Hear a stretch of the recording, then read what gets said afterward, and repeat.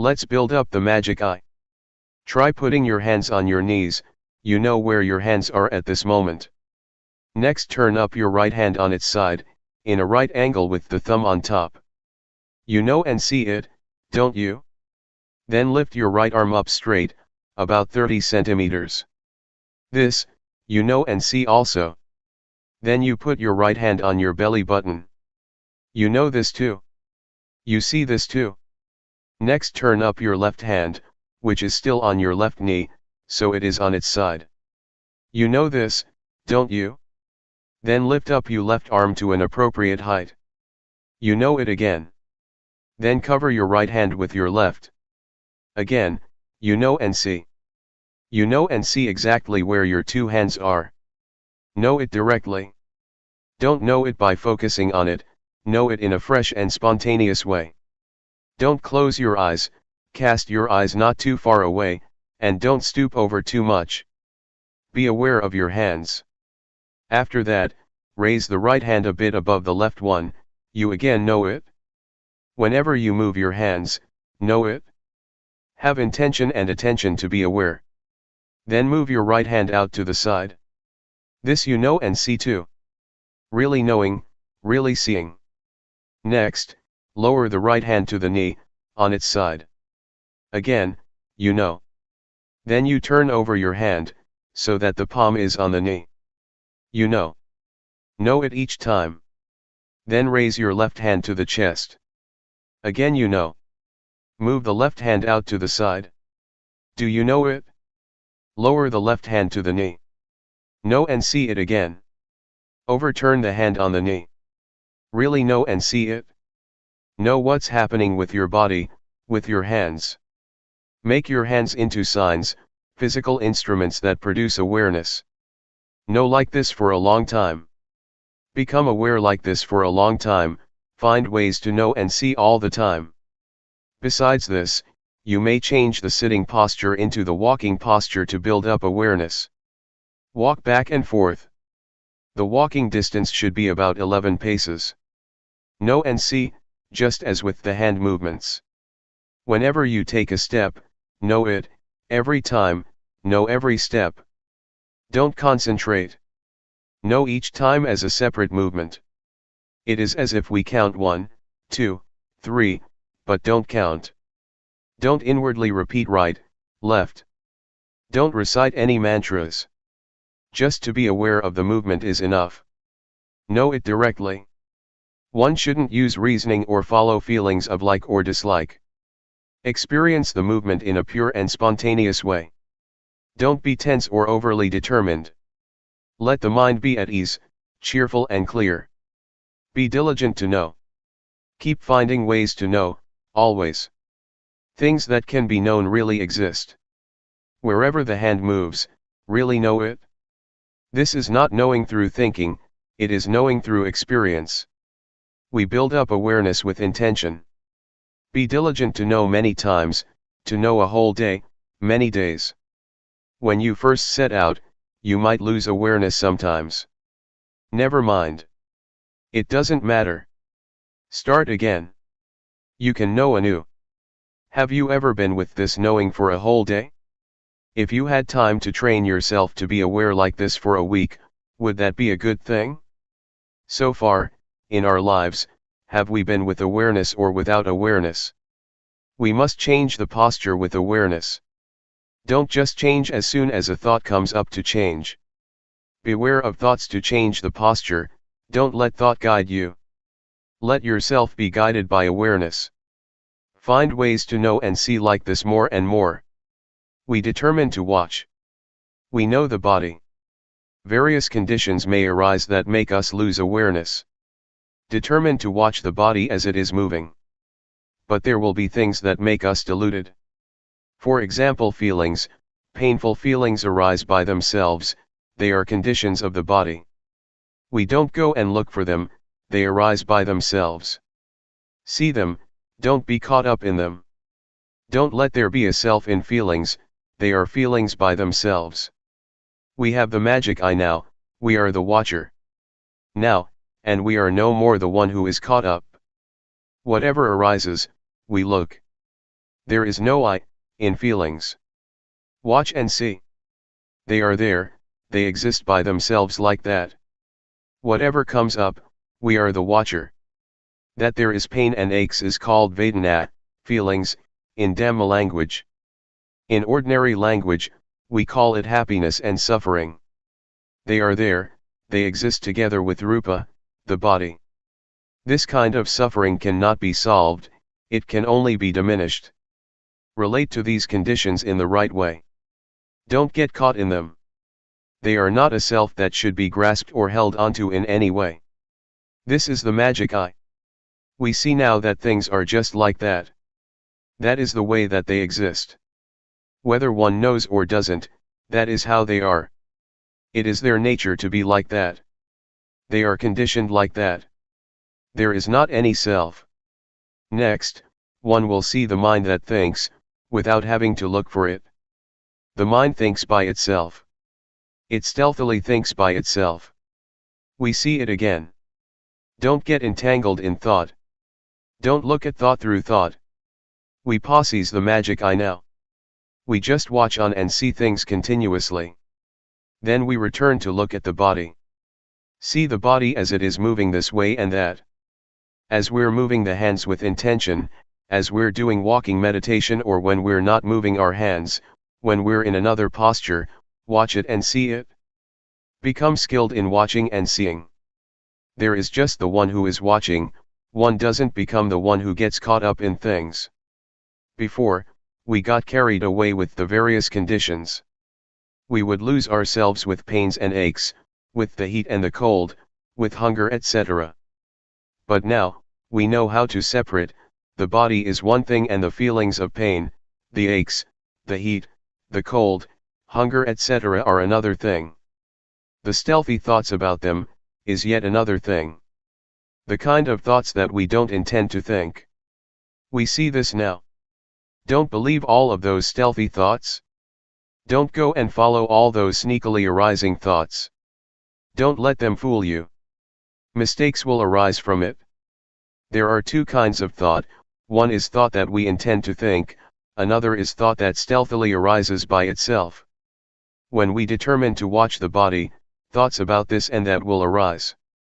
Don't be fooled by them. Don't let there be a self in thought. Look at the body that is moving, here and now. Deliberately make movements.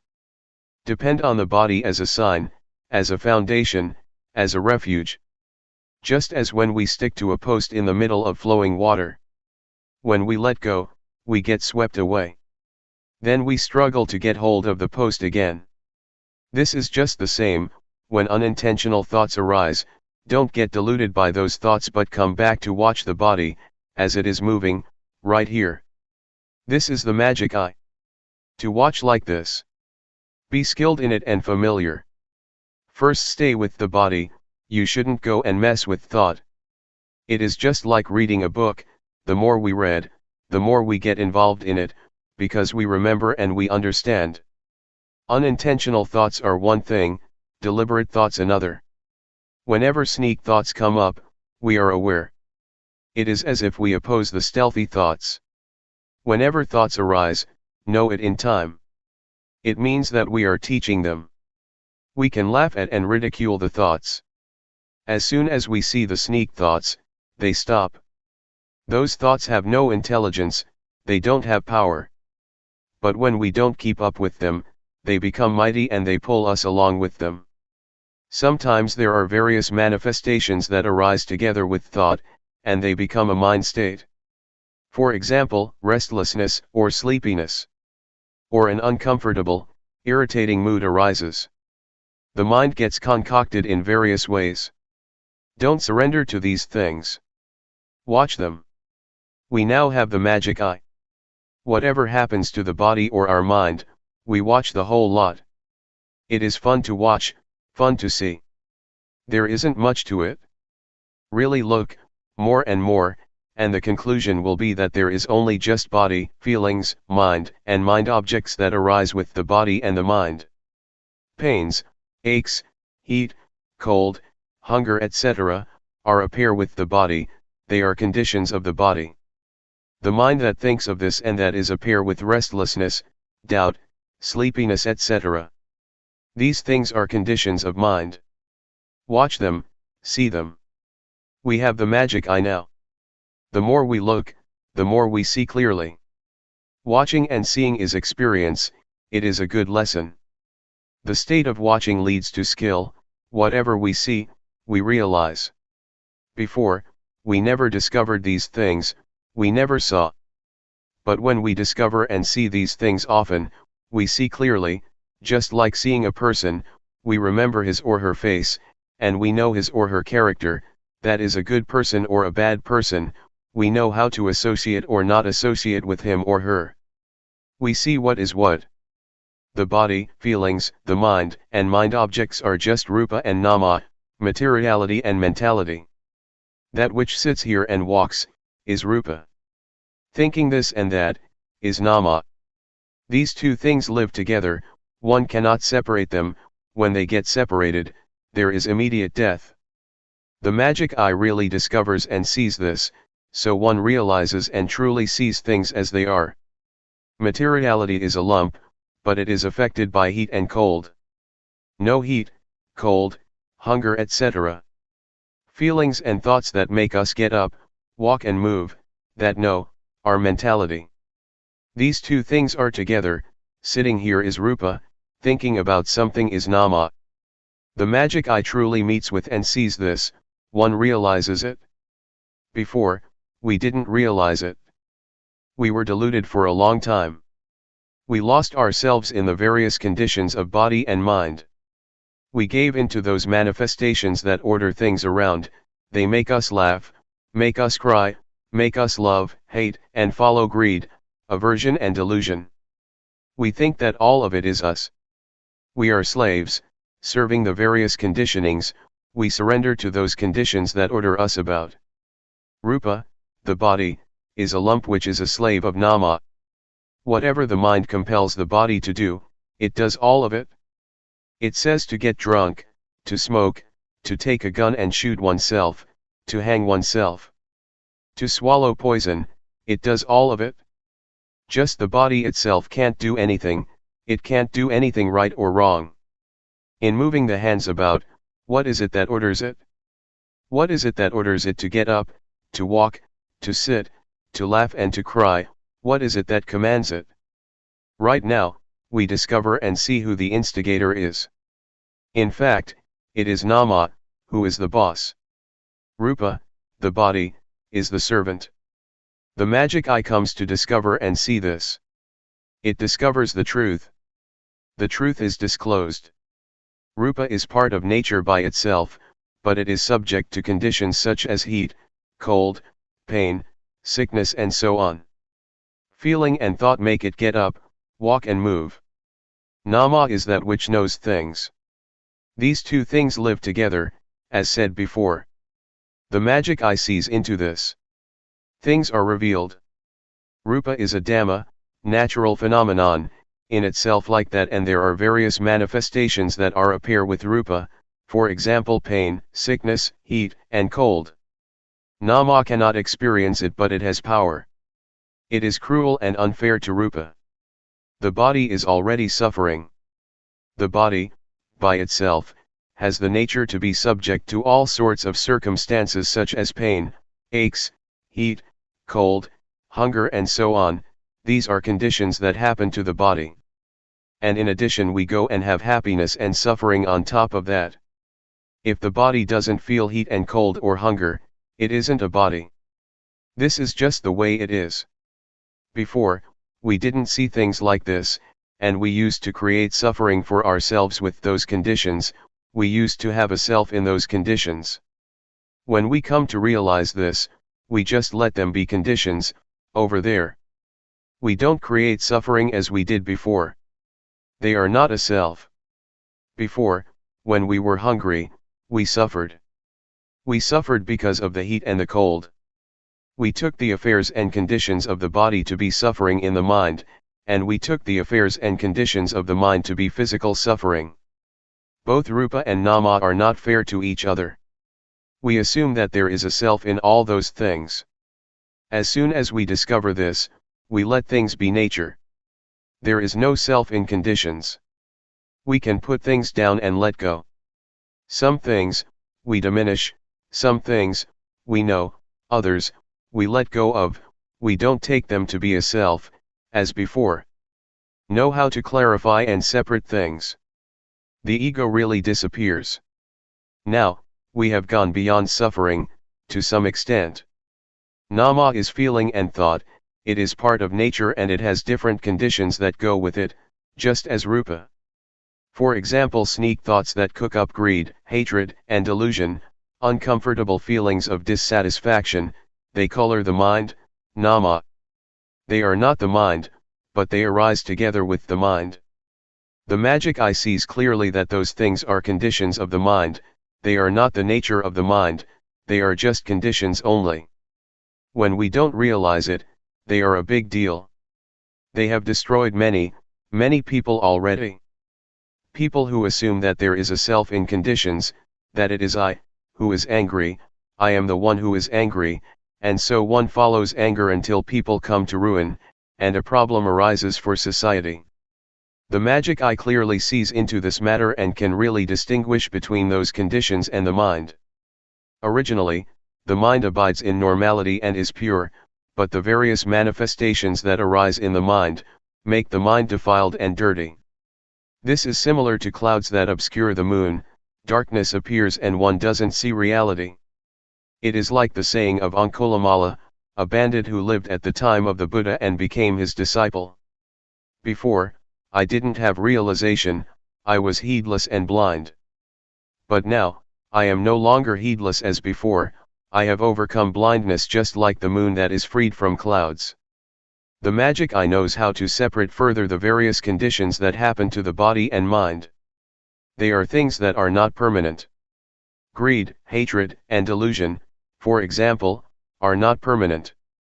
We can no longer follow them.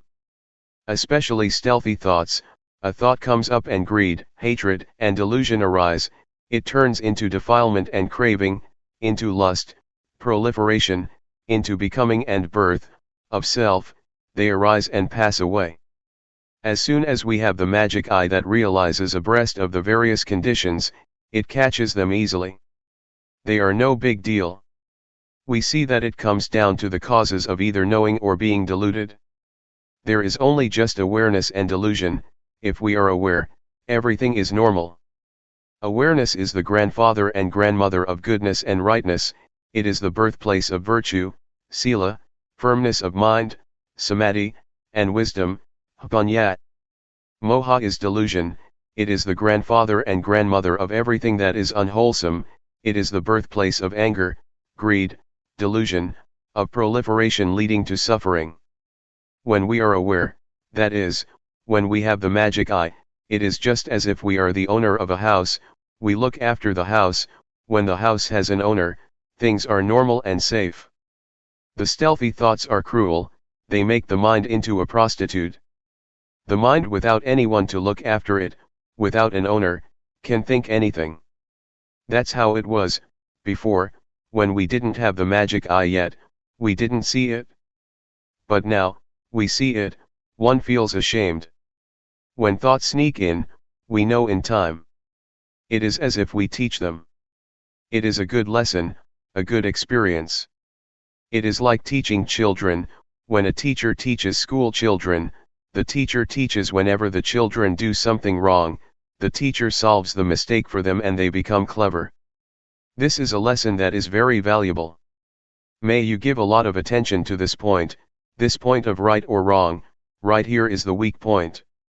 Whenever there is something wrong, when we don't see it, the mistake will expand without limitation, and it becomes so familiar that it turns into habit and one can become shameless, doing what is wrong without any shame. Now we have the magic eye and we see the unintentional thoughts. Before, we didn't know, but now we know the stealthy thoughts in time. As soon as we see them, they stop. So we have taught them, we have taught the mind. If there is no watcher, one gets fooled by thoughts. But now we are the owner of the house, we look after the house. Before, it was easy to get deluded by thoughts, but now it is easy to know because we have experience and know in time, we realize that they are conditions and we know their characteristics, we know what their nature is. The magic eye sees clearly that the different conditions that arise with rupa and nama, are not permanent, not sure. They are just like rubbish, they are impermanent, valueless, and they are not any selves. So we don't cling to them as being any self, we throw them in the rubbish bin, that is to say, the three characteristics. The three characteristics of impermanence, valuelessness, and not self, are like a rubbish bin. Impermanence, valuelessness, and non-selfhood belong to greed, hatred and delusion, those things are rubbish. We now have and see the place to discard them. It is like having a rubbish bin in front of your home.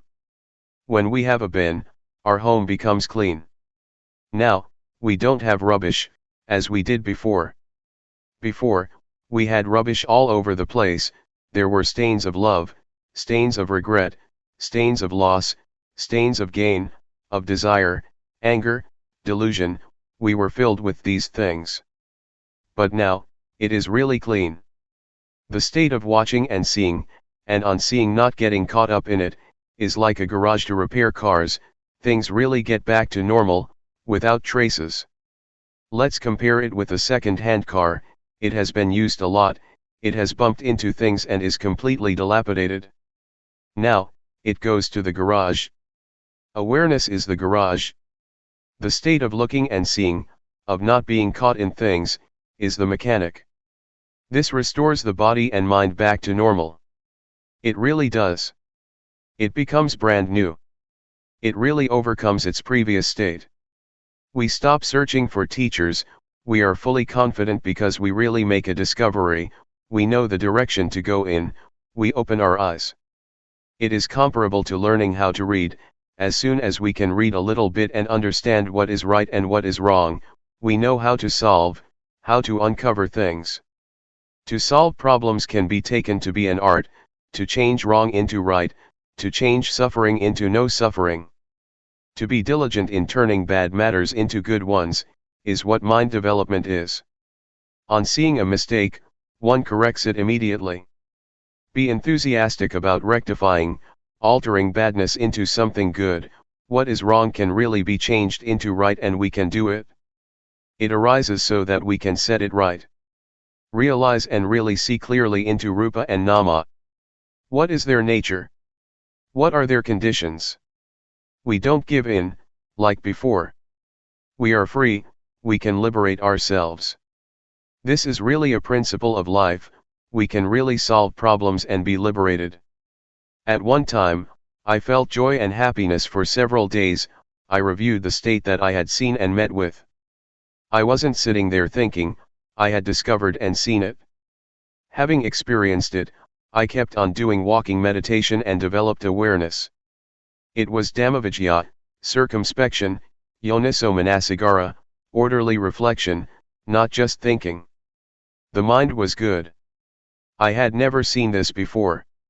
Some kinds of suffering disappeared, doubt really disappeared. My life changed, I really transcended previous states of the mind. One may call it Vipassana, insight knowledge. Talking about this, it is a profound experience of life, from the past. Let me talk about it a little bit. When I was still a layman and I was developing awareness, Luangpor Teean walked over to me and asked how I was doing. Well, I told him without feeling afraid in any way, I know Rupanama Luangpor. Luangpor protested, people who don't know Rupanama are crazy. I immediately answered, yes, before, I was really crazy, but now, I'm no longer mad.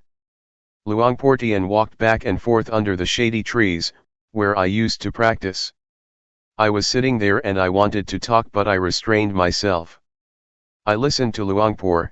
If Luangpor Teean didn't say anything more, I would talk to him. Luangpor Teean said, "Knowing Rupanama is just that much, it is not useful." Straight away, I answered, "It is useful, Luangpor. I really got rid of a lot of suffering, a lot of stupidity has really disappeared, I'm finished with doubt, my life has really changed from before. I never knew or saw like this before, the things that I know and see are real." I wanted to say many things, but I restrained myself. This compares to having thousands of dollars in your pocket. When someone says that we don't have money, how could we believe it? The money really can be used. I waited for Luangpor to say something. If he didn't say anything, I still had many things to say. I felt confident. Luangpor Teean said, "It is useful, but only a little bit, similar to a frog that has never come across water.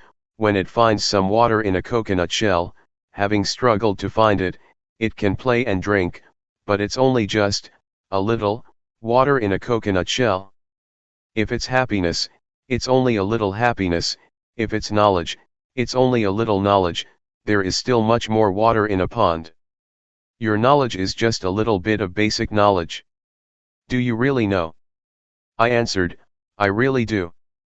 I was still a layperson at that time and I had never known or seen anything before. "If you practice more, wouldn't you know more than this?" "Yes, I will keep practicing without wavering, I won't practice any other way." Luangpor Teean taught many things. He said to do the rhythmic meditation and walking meditation faster than before. Work with the mind, watch the body with sati, awareness, watch the mind with sati, watch the mind with the mind. Watch and see suffering, watch the suffering of Rupa and Nama, Rupadhamma and Namadhamma, the disease of Rupa and Nama, the convention of Rupa and Nama. One is very confident, the path reveals itself. It is like demolishing a house. We know what to take apart, what to do first and what later, things go in one direction. It is similar to having found a path. We can walk easily, conveniently, and comfortably. We watch and we see suffering, we see the suffering of Rupa and Nama. Rupa has a lot of suffering, it is waiting for us to look at it, from breathing in and out, swallowing saliva, blinking the eyes, to standing, walking, sitting, lying down, eating and making bowel movements. They are ways of the body to relieve and diminish suffering. The body is a lump of many kinds of suffering, so many that I am not able to describe all of them. On seeing like this, one feels sad and has pity on the body, until tears well up. Before, I smoked cigarettes. How can one still burden the body by giving it cigarettes to smoke? I stopped smoking. This insight spreads effects to anger, desire and delusion, which create suffering for the body. The mind is suffering as well. We see the suffering of Rupa and Nama. The body and mind affect each other, they don't treat each other in the right way. For example, heat, cold, hunger and pains, create suffering for Nama, until one is unable to sleep at night, unable to eat, and sometimes diseases, pain, and even paralysis arise because one thinks a lot. All kinds of stomach disorders arise. Let me give an example. At one time, I went to teach the Dhamma in the north. 3 monks came with me. We traveled in an orange car. We had to sit in the back, squeezed together.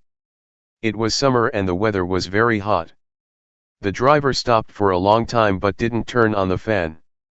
The other monks complained that it was unendurable. One could see the suffering on their faces, they were sweating. I was sitting on one side and said inwardly, I can endure it, never mind, it's just like this. Someone who doesn't understand nature, nor the conditions of body and mind, is punished with agitation. There is suffering in the mind, there is a self in the agitation, one loses oneself in the agitation, until there is suffering. If we have realization and know how to separate Rupa and Nama, they don't have to affect each other.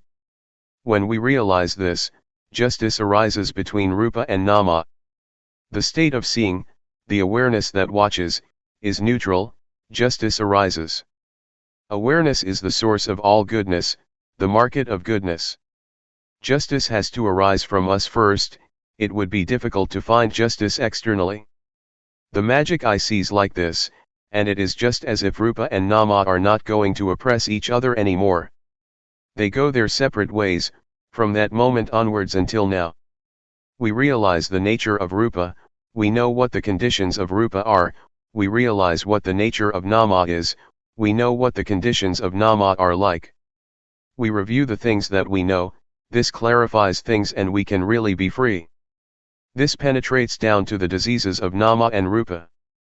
The diseases of the body and the mind are innumerable, this gives rise to a strong feeling of disenchantment for suffering.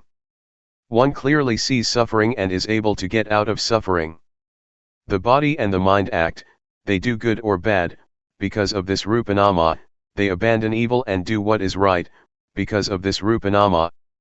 Real confidence arises about this. Another thing is rupadhamma and namadhamma, it is their nature, it happens by itself, nature reveals itself.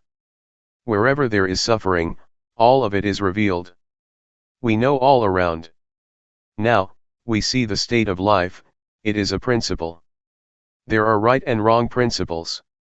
Before, we used to believe all sorts of thoughts, for example, knowing what merit is through thinking.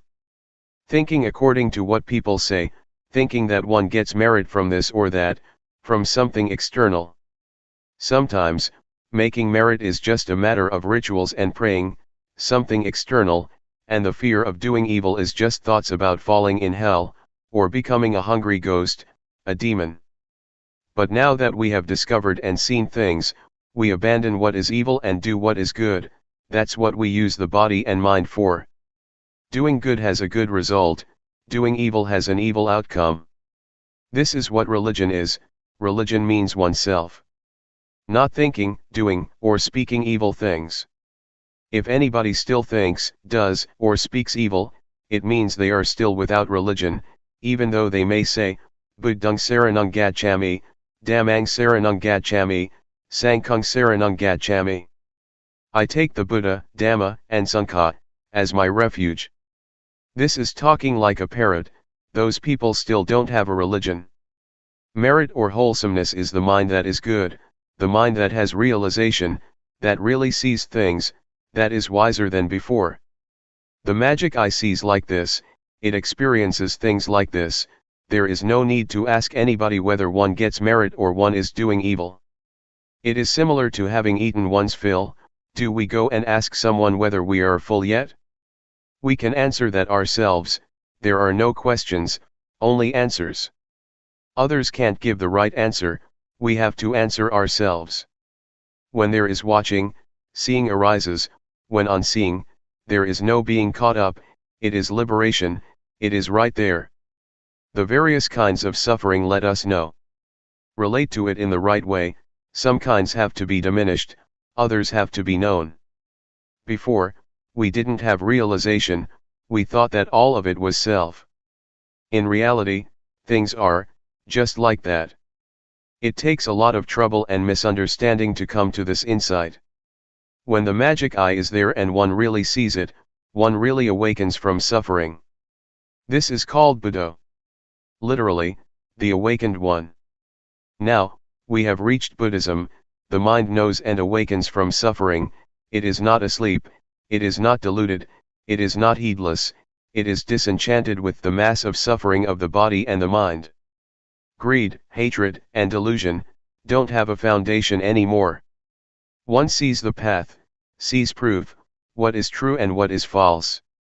The magic eye clearly sees like this and joy arises, it is just like we have completed some job successfully, it is only natural to feel proud. The truth is revealed, nature teaches, the time has come. One penetrates convention, which is very different from these words. It is an appearance, like light destroying darkness. That's what happens, at that time. Convention cannot remain, it is seen and penetrated. One inclines to the direction of freedom from suffering, one might say. Whatever goes in the direction of suffering and delusion, collides and goes to pieces, that's what it's like. Seeing convention means to see that things fall in the hands of I, all kinds of stupidity and delusion abide in the forest of convention. That's what the magic eye sees, nothing can conceal it. This really dismantles foolishness and illusion from the mind. Both body and mind are really light. Similar to carrying a heavy load many days, a long way, when someone takes the load off our shoulders, we feel so light that we can hardly stand on our feet. The mind is so light and empty, that it seems that our feet don't touch the ground when walking. Body and mind really feel light. Stupidity, foolishness, and delusion are shattered, even before we've started to use reasoning, they just drop off. It is like spotting a wild animal, as soon as we see it, it sees us, and it runs off without us even chasing it away. There is an enormous amount of convention, the world is full with it.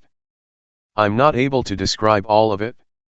Material things, words, fame, convention takes it all in.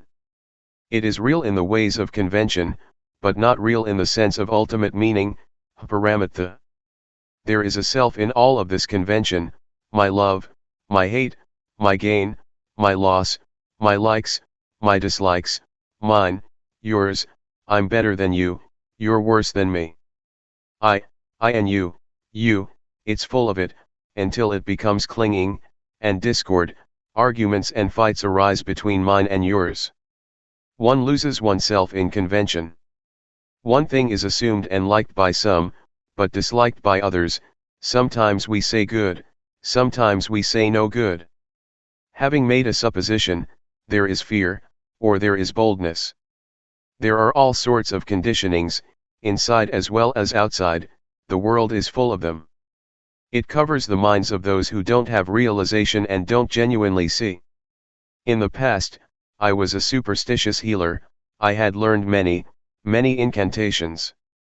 I used to recite them all night. Still, that wasn't enough. I had to recite some chants as the occasion arose. If somebody wanted me to chase off a ghost, I had to chant the verses for chasing away ghosts. If I didn't recite, I wouldn't be fluent. Some incantations, I had to recite until I became as big as the room and my skin became tough. If on reciting, I didn't become big and my skin didn't become tough, I couldn't stop and should recite more fluently. I was really going for it, I thought I was a special person, but in fact, it was all just madness. In the past, I had tattoos all over my body, but they were red, you can't see them. If they had been black, I probably would be a statue of foolishness. All this has fallen in the well of realization, of really seeing clearly. It cannot remain, there is only incisiveness. This turns into analytical knowledge, knowing and thinking a lot. I knew in this fashion for many days, sometimes I wouldn't be aware of movements, I would just sit there thinking.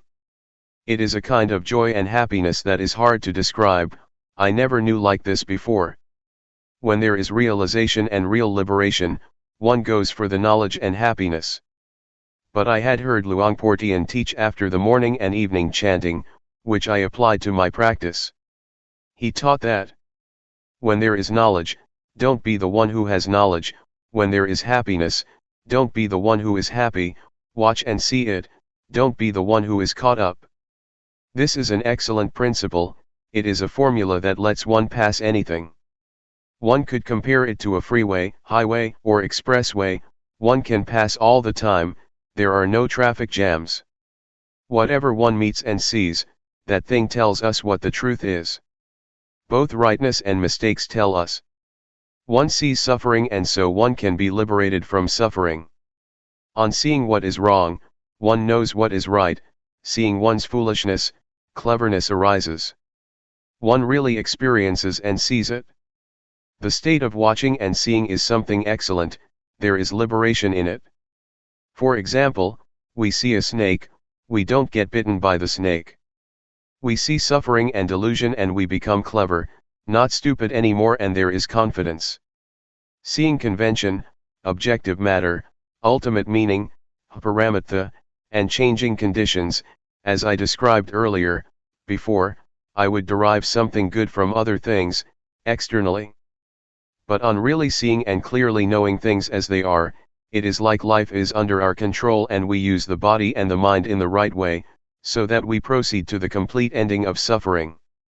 This accords with the words of the Buddha, who said one who studies and practices, will really know and see the Dhamma that should be known and seen. In proportion to one's practice, the results of practice are not limited by time. The magic eye watches from the beginning. It is supportive because one is clever. It is comparable to studying at school. A kid is clever and finishes elementary school, he or she enters high school, and because of being clever, he or she studies on at a university. Or compare it to a skilled workman. He has his good, old saw, hammer and chisel. He's been using it for ages until his work is an art. It is superb and he is well trained. That's how it is. There is cleverness from the beginning, from seeing Rupanama. On seeing, one doesn't go and be it. This truly is the way. On this path, one passes everything. It is the genuine path. One really has discovered the path. It is the realm of victory of a warrior, one may say. We are from Chayapam province, which is a region, but the realm of victory of a yogi lies in being the watcher, and in not being caught up in things easily. See it, don't be it. Whatever it may be that comes up that is connected with the body or the mind, do your duty of being the watcher, don't go and be it. This is the genuine magic eye. It makes a difference. Life is brand new, compared with before. It could be compared, as I said before, with a car that gets completely fixed up. Now, it is back to normal and can be used. It really has gone beyond its old state. The magic eye leads one to watch and know. Whatever one sees, is all purely the truth, things that really exist in this body and mind. It is not a matter of sitting there thinking, knowing and seeing through thinking, like this and like that. Rather, we develop awareness continuously. We do walking meditation. This is not called thinking. The body, the mind, and the knowing come together in the state of watching. It is wisdom knowledge that knows penetratingly by itself. This is the power of wisdom knowledge. We watch and are well aware. Whatever we see passing, whatever we are free from, we know ourselves. And we know how we liberated ourselves. The things that we have discovered are like cheerleaders, just as with sport events. Or they are like provisions, these things that we have seen. This state of watching is a fundamental principle, from the beginning, discipline, through to the end. It is a very high level, just like studying well. Having finished elementary school, one goes on to high school and then easily up to university. That's the way it is. There are also people who don't know. They say that they know many things and they can talk well, but the way they express themselves shows that they don't know. Their actions and the way they talk indicate ignorance. They just know from memory. This is not high class and they don't get anywhere.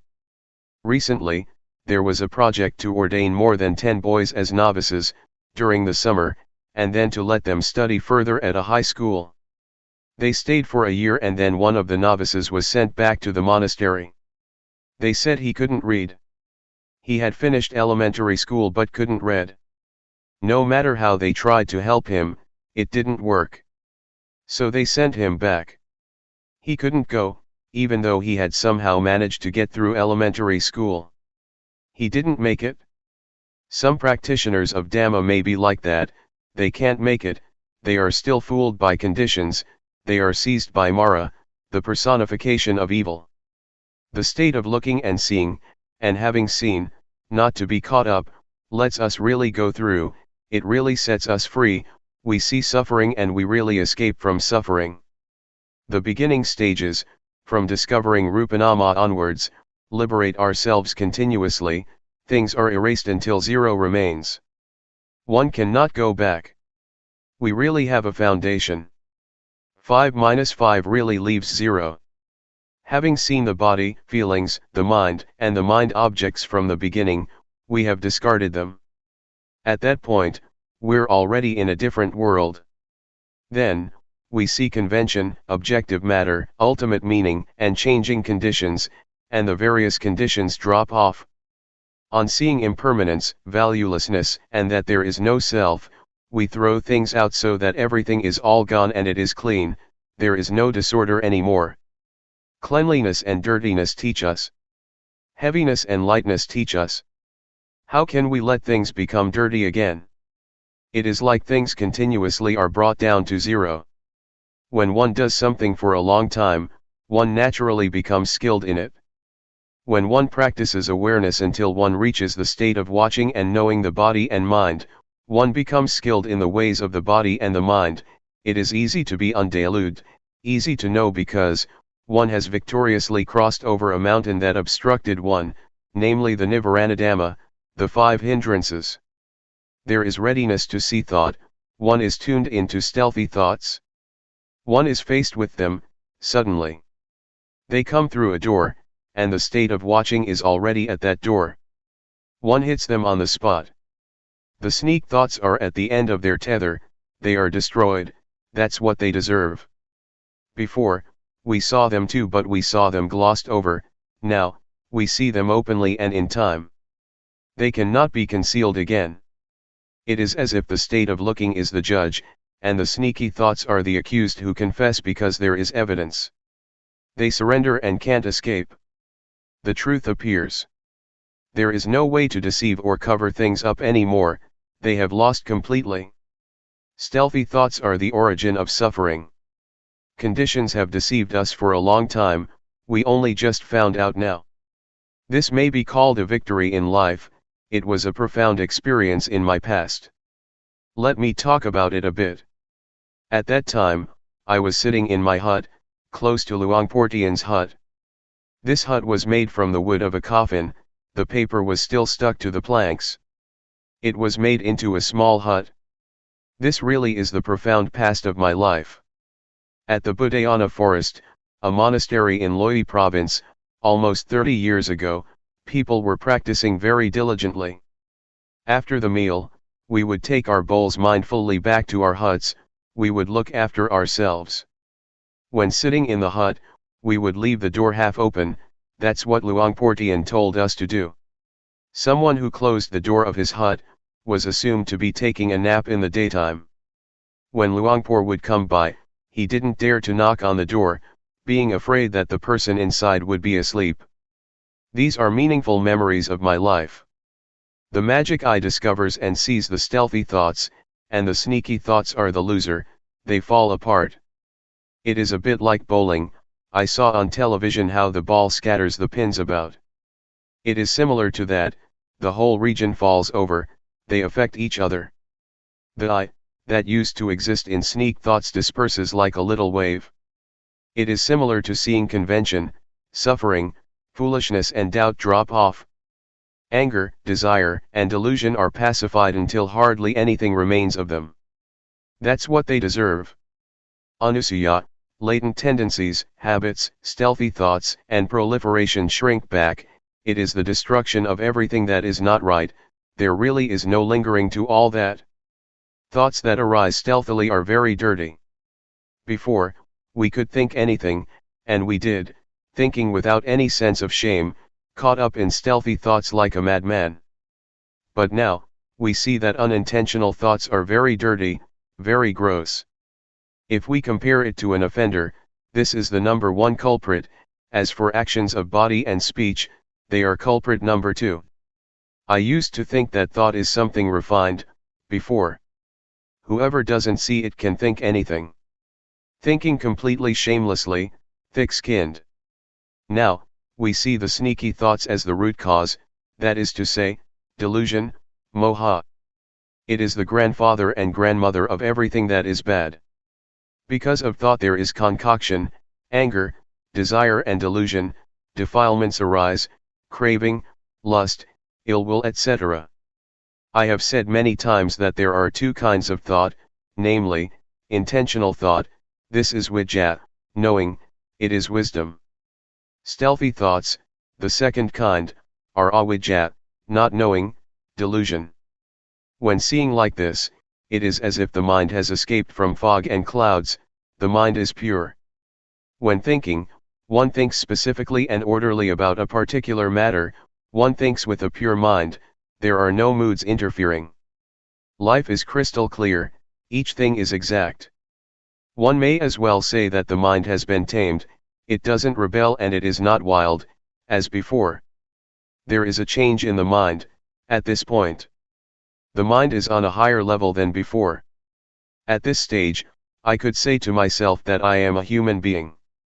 Before, I used to be a man who would have ups and downs.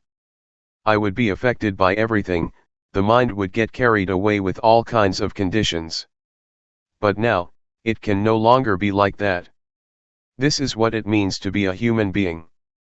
Being over-serious and tense, the mind that goes up and down, these conditions are worthy of being fed up with. I feel ashamed of those states of mind. Putting it another way, at that time, I was an angel because I had a sense of shame towards myself. I didn't dare to do, say, or think bad things. Even though somebody else might not see it, I would see it myself. I am ashamed of evil, of unwholesome things. Angels came to help me, not the angels in the sky, outside of me. This kind of angel came to support me, it helped me not to have troubles and suffering. I was a god, because I had only loving kindness, compassion, sympathetic joy, and equanimity. The mind was full with love and kindness, without limitation. The mind was stable, not shaken, like a solid rock that doesn't tremble in the wind. Now I have a home. I am the watcher. It is a victory that is safe. It is the peak of being a human being. I closed the doors to bad destinations. I can guarantee that I'm not going to be a hungry ghost, a thick-headed demon, a hell being or an animal. Now, I have a refuge, life is stable. I am definitely a human being, the mind is exalted, like someone who is on a high place, he or she is able to see people who are lower. We've trained the mind and it really is finished with its wicked tricks. The mind is exalted. Being born as a human being is a great gain. It is a great gain because we can train ourselves to be aware, until there is no more sneak thinking to be found. This arises from training oneself. It is not as if we are a human being as soon as we are born. When one takes ordination as a monk, a senior monk asks in the ceremony, "Are you a human being?" The candidate answers, "Yes, sir, I am a human being." Before you can be a monk, you have to be a human being. One has to train oneself well, until the mind changes, then one has a foundation and one has the right to ordain. One doesn't act, speak, or think in evil ways. I dwelled in the state of normality for many days, before I knew that I had sila, virtue. I knew it after I had it. I saw it because it was there. It is not knowing through thought. I made contact with virtue, samadhi, firmness of mind, and panya, wisdom. Both the body and the mind are in a state of normality. Normality of body, speech, and mind, is what virtue, firmness of mind and wisdom is. The body is normal. The mind doesn't have highs and lows. Wisdom is to understand conditions thoroughly, from knowing Rupanama onwards. One overcomes proliferation, really being liberated from it, it doesn't come back again. It is like we have a good job and enough money, there is no hardship as before, no more struggle and endurance. Virtue, firmness of mind and wisdom, together with the angels and gods, all come to aid. Someone who is angry, who has desire, is deluded or is suffering, is a poor person. It is like that. Even though I was doing walking meditation and building up awareness, it all came together in just being the watcher and the knower. It is the same seeing. This is the eye that sees the Dhamma. At this stage, one has escaped from danger, on one level. The hindrances, delusion, and restlessness don't come to bother one is going towards having virtue, firmness of mind and wisdom, fully. The state of watching and seeing, and on seeing not being caught up, is the path. This is what it means to live the spiritual life. Purity arises, virtue is pure. The six senses, i.e., the eye, ear, nose, tongue, body, and mind, become composed by themselves. One doesn't have to sit with the eyes closed in order to get away from something. While doing walking meditation or standing, one can have a mind that is firmly established, samadhi. One advances to the state where there is only just watching. One is no longer a servant of conditions. There is the unconditioned, visankhara. This is something different, it's another world. Sometimes, I would review the stages of practice that I had passed, the principles that I had discovered, how I was liberated in stages. It's like going on a long journey, one passes this town and that village, leaving them behind, which indicates the direction of the goal. Let me give a comparison. At one time, I traveled to the south to give Dhamma teachings. The distance is about 1,500 kilometers. A driver took me there. He said it would take about 12 to 13 hours. I thought it would take longer because an air-conditioned bus, leaving from Bangkok, takes 15 to 16 hours. From Chayapum province to Bangkok is nearly 400 kilometers. It wasn't very long and we were past Bangkok, having the midday meal. The driver drove quite fast. This really indicates the direction our destiny is in. We reached the place in the south as the driver had predicted. This is just the same, practicing Dhamma is like that. When one practices in the right way, it is like rolling a boulder down the hill or like sitting in the right bus, it will take us to where we want to go. It is really safe, one really experiences merit and wholesome things, one really shuts the door to bad destinations, one really continuously overcomes dangers. Entering into the state of looking is life summed up, leaving just a handful. There is nothing messy, as before. Life is simple, without burdens. This state of watching is the diamond of the Dhamma, it penetrates down to the Sanyojana, fetters, it is the point where the door of reality is opened, nothing can obstruct it. Whoever trains him or herself in this state of watching, will pass through everything. It really is the way, it is the living of the spiritual life. One is able to destroy the ego. Sakayatati, Vijakitcha, and Silabpatha Paramisa. The first three of the 10 fetters, the tree that Asothapana, one who has reached the first of the 4 levels of enlightenment abandons, cannot remain because of the state of watching and seeing, and on seeing, not to go and be. The destruction of the ego is another level of coming down to zero. The mind certainly undergoes a shift, compared with before.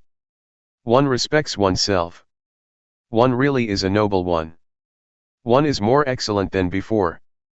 I used to hear Luangpor Teean teach that there are 3 levels of goodness, namely, good, better, and best, that's how he taught.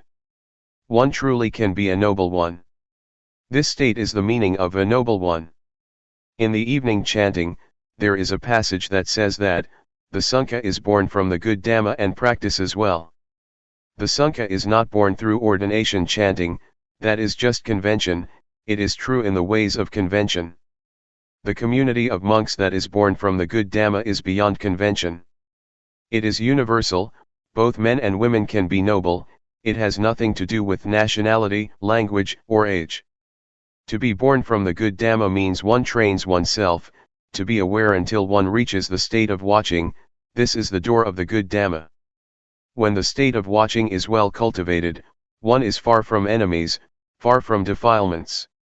When compared to traveling, one goes further and further away.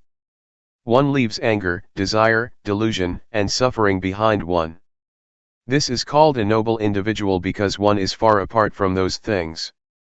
One could say that being or losing oneself in those things, has ended. To stir up the mind to be angry, have desire, be deluded or suffer again, is not possible. It is like being violated. Suffering is wrong, it is non-suffering that is right. One can neither suffer nor does one take it on.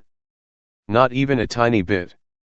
This is the noble individual, the one who is removed from enemies. Suffering is an enemy to life. One is far away, one is not stained, there is supreme sila, supreme samadhi, and supreme panya. There is complete normality, which is the standard of life, one may say. It is the freedom of life. It is nature. Nature is what remains. Proliferation is all gone, it has turned into purity. One steps towards victory, the time has come. Things have become easy, whatever we watch and see, finishes. There is nothing stuck in our minds, zero. Things drop off, we don't want them, there is only emptiness. Taking the mind as measure, when one has desires, it shrinks up all the more, it is all the more deficient, but when it is empty, the more full it is, the more perfect, the more sufficient. It is like the saying of Ruttapala, who was an arahant, fully enlightened one. He said, "The world is by nature unsatisfying, there is no fulfillment, and people are slaves of desires and defilements. Nobody can ward off the world, nobody can be above the world. The world is form, sound, smell, taste, touch and mental objects. The eyes, ear, nose, tongue, body, and mind are never content. Who can find fulfillment and satisfaction from form, sound, smell and taste? And whoever hopes to be in control of happiness and praise, will be disappointed. Don't claim to be the owner of things, because when things are separated from us, you will suffer, feel bad and be broken-hearted. We have the opportunity to become skilled in studying our life, it is the art of extinguishing suffering. It is like walking on a smooth path, not bumpy. Now we have come to a point, where it could be said that there is friendship in our lives, it is the standard for our lives, one cannot return to that state of bumpiness anymore. It is genuine experience. This is not just sitting there thinking about it. When reaching this point, things come together as one. It is the state of watching, it is wisdom knowledge. As I said before, this is being far away from enemies, one really has overcome enemies. The ego has really been nullified. Irritation, conceit, holding to views, sensual desire, desire for forms, formless desire and clinging, have all come to an end, the cankers of sensuality, being, and ignorance have been destroyed. It is the knowledge of explosion, finished, the whole lot of it. Whatever is not Dhamma has all disappeared. Life has tuned into the spiritual life. Really pure and liberated. The body doesn't do anything bad, the mind doesn't think anything evil, and speech doesn't say anything that's no good. They have been pure for a long time. All defiled actions have dried up without anything remaining. It is like a dried out fruit that, all black and shriveled up, still hanging in the tree, it doesn't have any effect on the tree, it doesn't have any seeds and it cannot grow up anymore, even when planted. I bring up some comparisons because the truth is hard to express. Purity and perfection are powers. They make things easy, just like rolling a boulder downhill. There is supreme virtue, supreme firmness of mind and supreme wisdom, the aggregates of sila, samadhi, and panya. There is security and one enters the realm of the noble ones. It is the superb path, the exquisite path. It is not knowledge, it is not reasoning, it is beyond reasoning. It is as if things are dispelled, there is reflection on the Dhamma, it is dispelled and joy and happiness remain, that also is dispelled and the knowledge of equanimity is what is left, that is dispelled and there is not any self anymore. It is the remainderless extinction of perception, one cannot find any perception, not even a tiny speck of it. Talking about emptiness, this is emptiness, talking about fullness, this is fullness. It is full of nothing, and it is void of all kinds of having and being. It is comparable to a flood, the flowing water sweeps the rubbish away from the streams and canals until it is all gone, one attains to the knowledge and fruits of practice. It is nature, it is the law of nature. It is like green bananas ripening and becoming yellow, the astringent taste turns into a sweet taste. This is nature, this is the law of nature, it has nothing to do with reasoning. One doesn't know exactly how the lock is opened, it is the Dhamma, it really is the law of nature and it is beyond speculation. It is as if the body, feelings, perception, volition, and consciousness have a job, they have their duties and they are diligent at doing their duties. But it is a job that is bound to fail, just like little children playing with sand, they are diligent to build sand castles but it won't be long and they are destroyed. But now they work together, they stop together, they come to a halt at the same time and everything returns to nature. The body, feelings, perception, volitional formations, and consciousness go back to nature, there is a separation, they go their own individual ways. At first, one still tries to connect them but it is no use, it is like trying to connect two different things with each other, it may look like they are connected but they are not, they are separated, they have returned to nature and they can't become one, in the same way that a rope that has been cut can't be put together. There are just movements left. It is the end of self. There isn't anything further to do. I reviewed the stages of practice, I was quite skilled in them. It is the art of life, more so than any form of art in this world. It is the state that is beyond birth, aging, sickness and death, it is the final destiny of life, all forms of life must reach this point. It has been worthwhile that my parents have raised me, that was in order for me to come to this ultimate goal, right here. It has been worthwhile, all right? This is not sitting there, figuring things out. To be in that state, is not the same as knowing it. When life has come to this point, everything falls in place, the only thing left is just movements, of body and mind. Insight, the fruits of practice and nibbana, coolness, really exist. The Buddha, the Dhamma, and the Noble Sangha really exist. Non-birth, non-aging, non-sickness, and non-death, really exist. The magic eye induces you to watch, see, and know many things, up to the last goal of life. I'm just summing it up, I don't give a lot of details, just the states that can be found in our bodies and minds. I'm talking about us, people, from the beginning of building up awareness with the body and the mind, both the body and the mind are objects for awareness. Then, we come to the state of watching and one is the one who sees, not the one who is caught up. One continuously discovers things about the body and the mind. One has realizations and sees clearly. There is nothing that is concealed or hidden. On seeing what is wrong, one overcomes it, on seeing suffering, one overcomes suffering. I would like to make this known, so that you may all try out studying and practicing it, developing the knowing a lot. When you see that there is a mistake, solve it, when you see that it is right, develop it. I'm talking here, as a Buddhist. We practice in partnership, everybody is responsible for building monasteries, making merit, and being generous. Some people donate money to build a monk's hut or erect a meditation hall, this makes it convenient to practice. Others establish a fund to provide for food. In this monastery, Wat Pa Sukatho, there is such a fund, quite a large amount, so we don't have to worry about food. Then, there is the Dhamma, the teachings, when you put them into practice, you will be able to truly know and see those things, that should be known and seen. And the results will come, regardless of time and place, one will know and see the Dhamma in accordance with one's practice. I have the intention to be your friend and I am sure that I won't lead you along the wrong path. There are many places, lit institutes, all over the place, where one is able to study. We take it, practicing Dhamma, to be a profession. The details and solutions, you will experience and see when you put forth effort to be aware. Really be aware of the body and the mind, as I have been introducing since the beginning. Be diligent in knowing, don't go into the kind of peacefulness where you don't know anything, where the mind is under the power of delusion.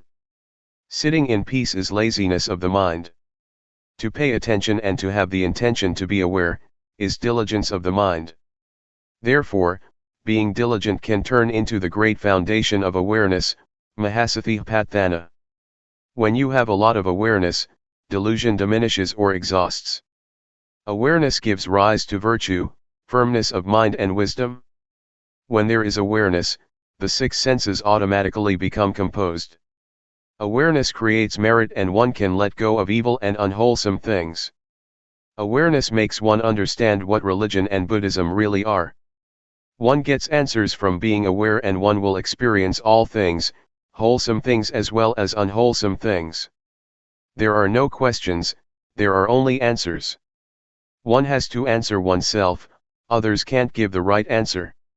One will get the answer to the questions, what does non-birth, non-aging, non-sickness, and non-death mean, and what is the great foundation of awareness? A staff of teachers gave Luangpor Teean the title, Principal Teacher of Developing Awareness, in this age. There is happiness in sitting with the eyes closed and the mind peaceful, as long as one abides in peace. But as soon as one comes out of that peaceful state of mind, there is still anger, desire, and delusion. The senses are not yet steadfast, one still evades things. In developing awareness according to the standard of the foundations of awareness, one must be diligent to know, to build up the quality of knowing a lot. Don't enter into peacefulness to the extent that one doesn't know anything. Know in time the proliferation in the mind, until you can control the arising of mental formations. Developing awareness is like looking after oneself. One sees the movements of the body and one sees the stealthy thoughts in the mind. Always be aware in time.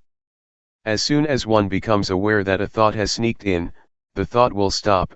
It is just as if we teach the mind. When the mind gets taught more and more often, the mind becomes tame and it is easy to not have sneaky thoughts, it is easy to know. It all comes together in the knower, the watcher. Teaching oneself is valuable at the time that one is caught up in stealthy thoughts, and one discovers that one is being deluded. This is a very good lesson, a very good experience. It is only awareness that is able to see delusion. It is definitely not the kind of peace that doesn't know anything, peace under the influence of moha. Rather, it is awareness that makes one gain liberation. As soon as there is awareness, there is liberation there also. For example, one sees a snake and the snake doesn't get a chance to bite us. When awareness has been developed until one is skilled in it, one arrives at the state of seeing. This is the eye that sees Dhamma, that sees suffering, and therefore, one goes beyond suffering. According to the principles of the Four Noble Truths, one sees suffering and gets out of suffering, is liberated from suffering. Seeing the origin of suffering, seeing the cessation of suffering and the path leading to that cessation, works in the same way. In practicing Dhamma, no matter what technique it may be, it must be a way to develop awareness, to be aware. If there is no awareness, it is not called practicing Dhamma. To develop awareness is a universal principle, no matter what religion you may hold to, what nationality you may have, whether you're male or female, young or old, if you breath in and out, turn up the hand or raise the arm, and you're aware of it, we're one, we're the same. We know in the same way. This is where religions meet, at this point. Awareness has nothing to do with rituals. Awareness is awareness. It belongs to the one who is aware. Don't view it only as a form.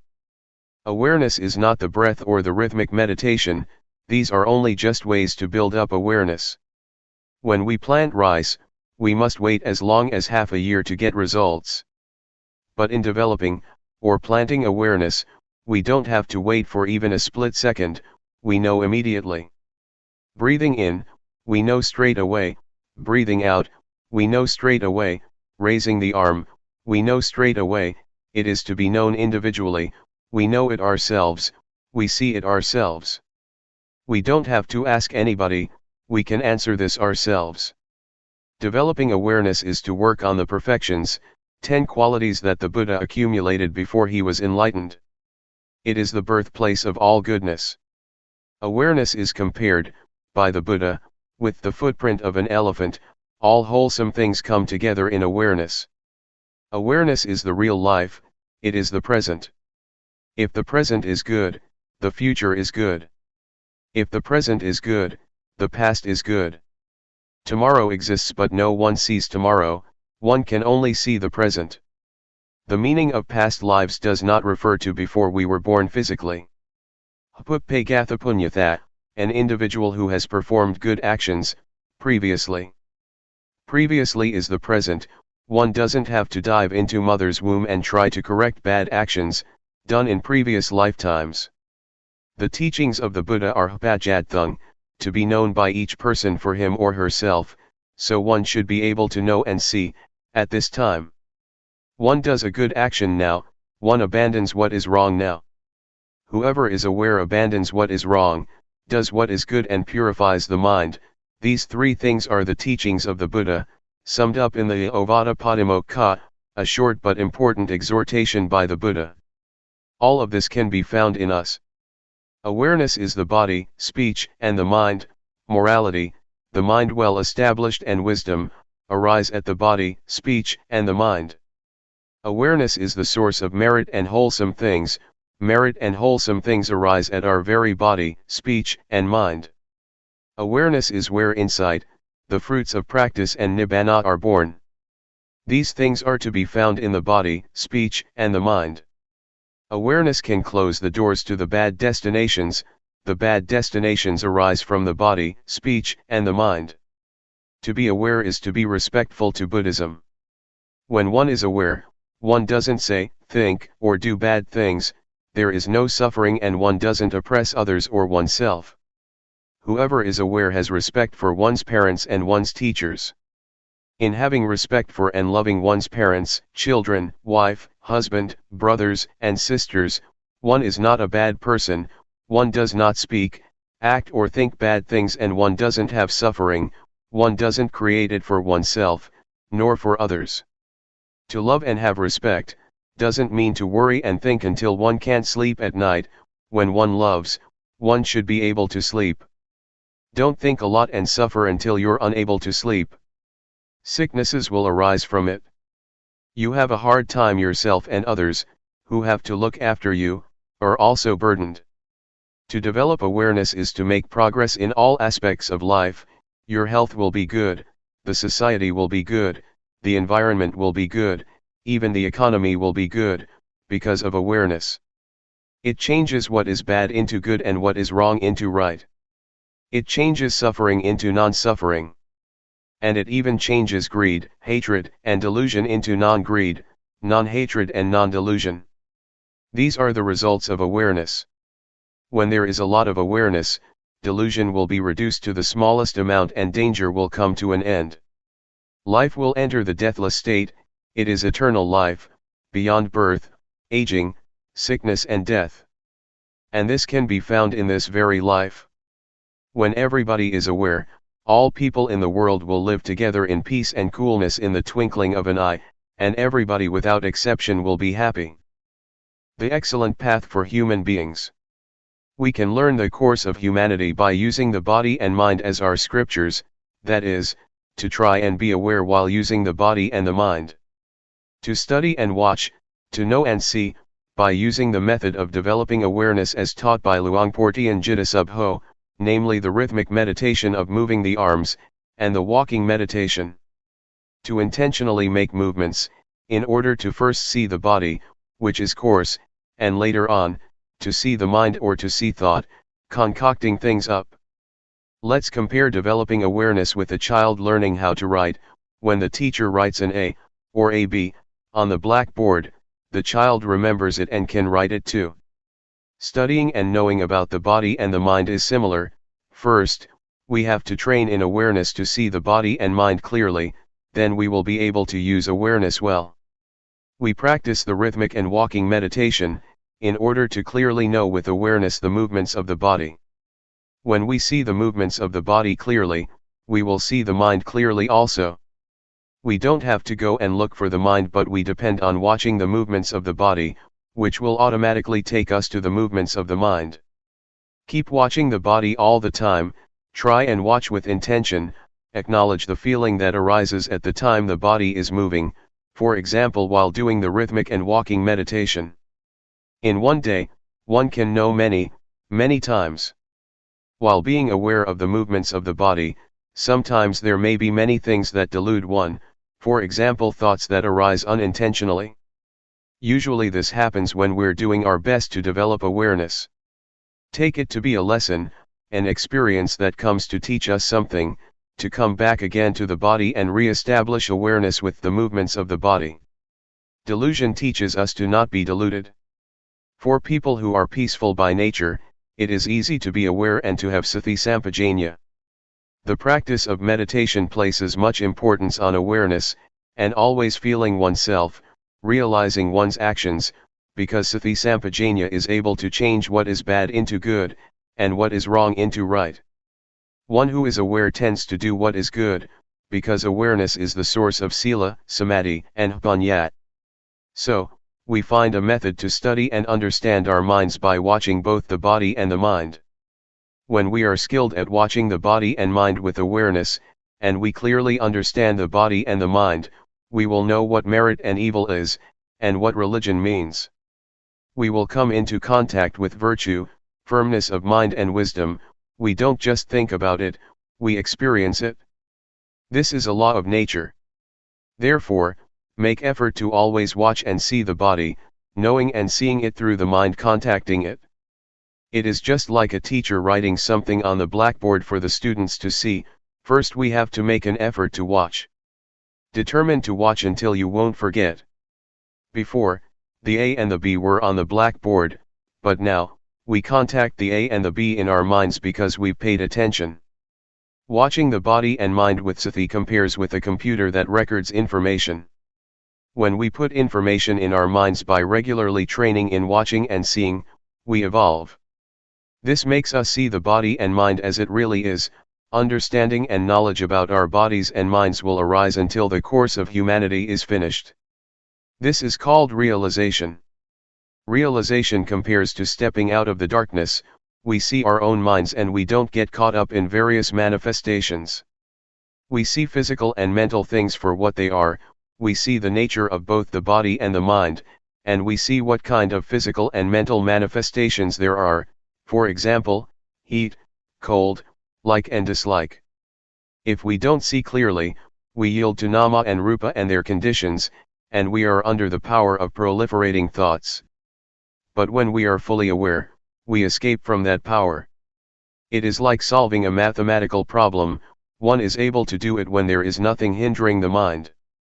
So, to come to understand the body and the mind is like finishing the basic course completely. Before, we used to be caught up with the conditions of mind. For example, being the one who is hot, when feeling hot, being the one who is cold, when feeling cold, being the one who is hungry, when feeling hungry, or being the one who endures pain, when feeling pain. We were the one who is caught up with all those manifestations. This is called to yield to conditions, letting them be the boss. When awareness arises, those things cannot be the boss any longer because we see that they are just conditions of the body and mind. Anger, for example, is a condition. It is not permanent and it doesn't have any essence. To see like this, is therefore comparable to the arising of a magic eye, that receives and knows the expressions of the body and the mind. The magic eye means, to be fully aware and to see that Rupa Dhamma, and Nama Dhamma, are subject to the three characteristics, of impermanence, valuelessness, and non-selfhood. Then, we're able to let go of body and mind. This is similar to not having a whole lot of rubbish scattered all over the place, as we did before. Whatever happens to the body and the mind, we throw all those conditions of body and mind into the three characteristics of anajjung, dukkang, and anatta. Before, we had lots of garbage which was a hassle. There were stains of suffering, stains of anger, of desire, of delusion, of love, of hatred, of heat, and cold. But now, we don't have all that rubbish anymore. It is merit to see impermanence or to see the three characteristics.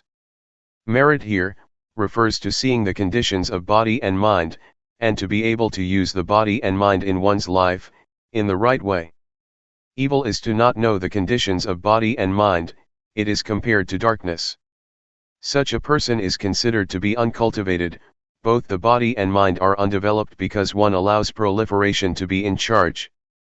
This makes one hold on to anger, lust, and delusion. Sometimes one lets anger be there for several days.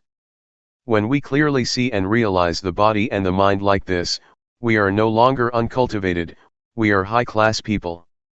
Religions deal exclusively with people, they are teachings about the body and the mind. We all have a body and a mind. Both merit and evil can be found within us, in our actions. When we practice up to this point, rupa and nama, or the body and the mind, treat each other in the right way. Before, the body and the mind were oppressing each other all the time. For example, when hot or cold feelings would arise in the body, the mind would suffer, or when anger would arise in the mind, the body would be uncomfortable. They would oppress each other all the time. But now, we see the body and the mind relating to each other in the right way, because awareness is there to watch them. When we know this much, we have a foundation in practice and we make continuous progress. It is similar to passing elementary school with good marks, and thus having the opportunity to study in high school. Having a foundation means that we're fluent in watching proliferation arising. This makes us see the concoction that's going on. When the state of seeing arises, we don't get carried away with the proliferation that arises. This seeing is an important principle because it is able to smelt and digest all of the defilements. This compares to studying well and being able to read and understand the meaning. From the state of continuously watching, we come to see convention and suffering. The state of watching gives rise to fluency. It is like having a good tool, it makes us proceed on the road of life all the time, and we don't get to a blind alley. Not seeing suffering, or the suffering connected with the body and the mind makes us grasp onto it, all of which is a burden. When we see clearly, some types of suffering drop off immediately because we see the world as being full of convention. Some of it are material things, others are mental. Even language is convention, the world is full of it. It is called the conventional norm. In the past, I learned many superstitious chants. I used to sit and recite them at night. I had verses for making holy water, for going into the forest, for dressing, for eating, for leaving the house and for catching cows and buffaloes, for all of it. It was over the top. The happiness I got from it was little, if any. It is like a trader in kapok or fiber, he or she gets little money. In terms of merit, it is little merit and it is not lasting. But now, I'm no longer a trader in kapok or fiber, now I'm a trader in diamonds and I get loads of money. Seeing convention makes one able to completely give up on those verses. For example, the chants about the 108 virtuous qualities of the Buddha, belief in various ceremonies, invulnerability verses, which one has to recite until one feels that one becomes big and one's skin becomes tough. These things I have completely discarded. Instead, lightness of body and mind arose. I realized what convention is. Whatever somebody does, I understand it, whoever does right or wrong, I know. When I fell into the well of knowledge, I saw all things in the world as being full of objective matter, ultimate meaning, and changing conditions. I saw that all things have causes and are conditioned. For example, I saw that sometimes an object can be supposed as good, as bad, as likable, or as not likable. Ordinary people assume words like love, hate, like, dislike, beautiful, ugly, they take this person to be good and that person to be not good. This is all quite ordinary, but it makes one not free in seeing.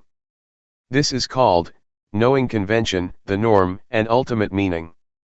On knowing these things the mind is set free because the state of seeing clearly has arisen. Falling in the well of knowledge means to know in all postures and all movements, one knows while walking, while sitting, while seeing, while hearing, etc. This is called the arising of wisdom knowledge. It leads us out of the various problems. Seeing clearly supports our continuous progress. One comes to know what virtue is, what firmness of mind is, what wisdom is. One really makes contact with merit. It is not like before when we just had ideas about it. I can assure you that the mind that really experiences merit, doesn't fall in hell, is not a hungry ghost and is not a thick-headed demon because one knows what is right and wrong. To experience merit is therefore useful. To come into contact with evil teaches one to let go of it. It is similar to having stepped on a thorn. When we see thorns, we don't step on them as before. So, really making contact with merit is for the extinguishing of suffering, for peace, and for liberation. When we stay with virtue, we experience virtue. There is normality in both the body and the mind. The body is in its normal state and the mind is in order. The mind doesn't go up and down, it doesn't run wild. The state of normality of the body and mind is virtue, firmness of mind, and wisdom, thorough understanding, arising, which keeps purifying the mind and sets it free. Knowing the causes and conditions makes one not stupid, not deluded, and one is able to contact sila, samadhi, panya. This is called the training in virtue. It is the virtue that arises from the path of practice. The state of watching and then seeing, and having seen, not being caught up, is the genuine path to overcome suffering. When one watches continuously, the mind will be purified. It is the living of the spiritual life. This is the way to come in touch with virtue. Always stay with this state.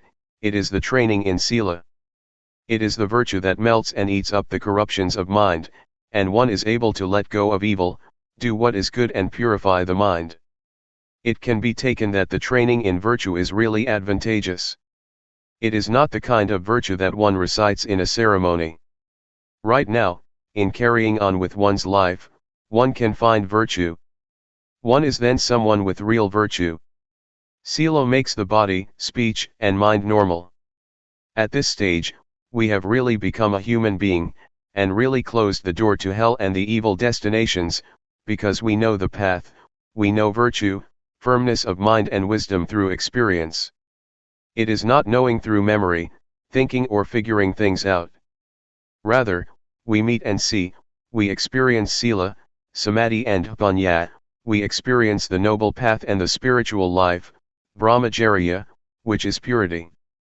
Before, it was as if there was more than one person inside. One person was the watcher, one person was the thinker, and the one who made movements was still another person. But now, in the state of watching, all three come together as one. The state of watching arises, when developing awareness with the movements of the rhythmic and walking meditation. It makes it easy to know and see the movements of the body and the mind, the concocting thoughts. In the past, proliferation would control us completely, and that would give rise to sleepiness, restlessness, doubts, etc.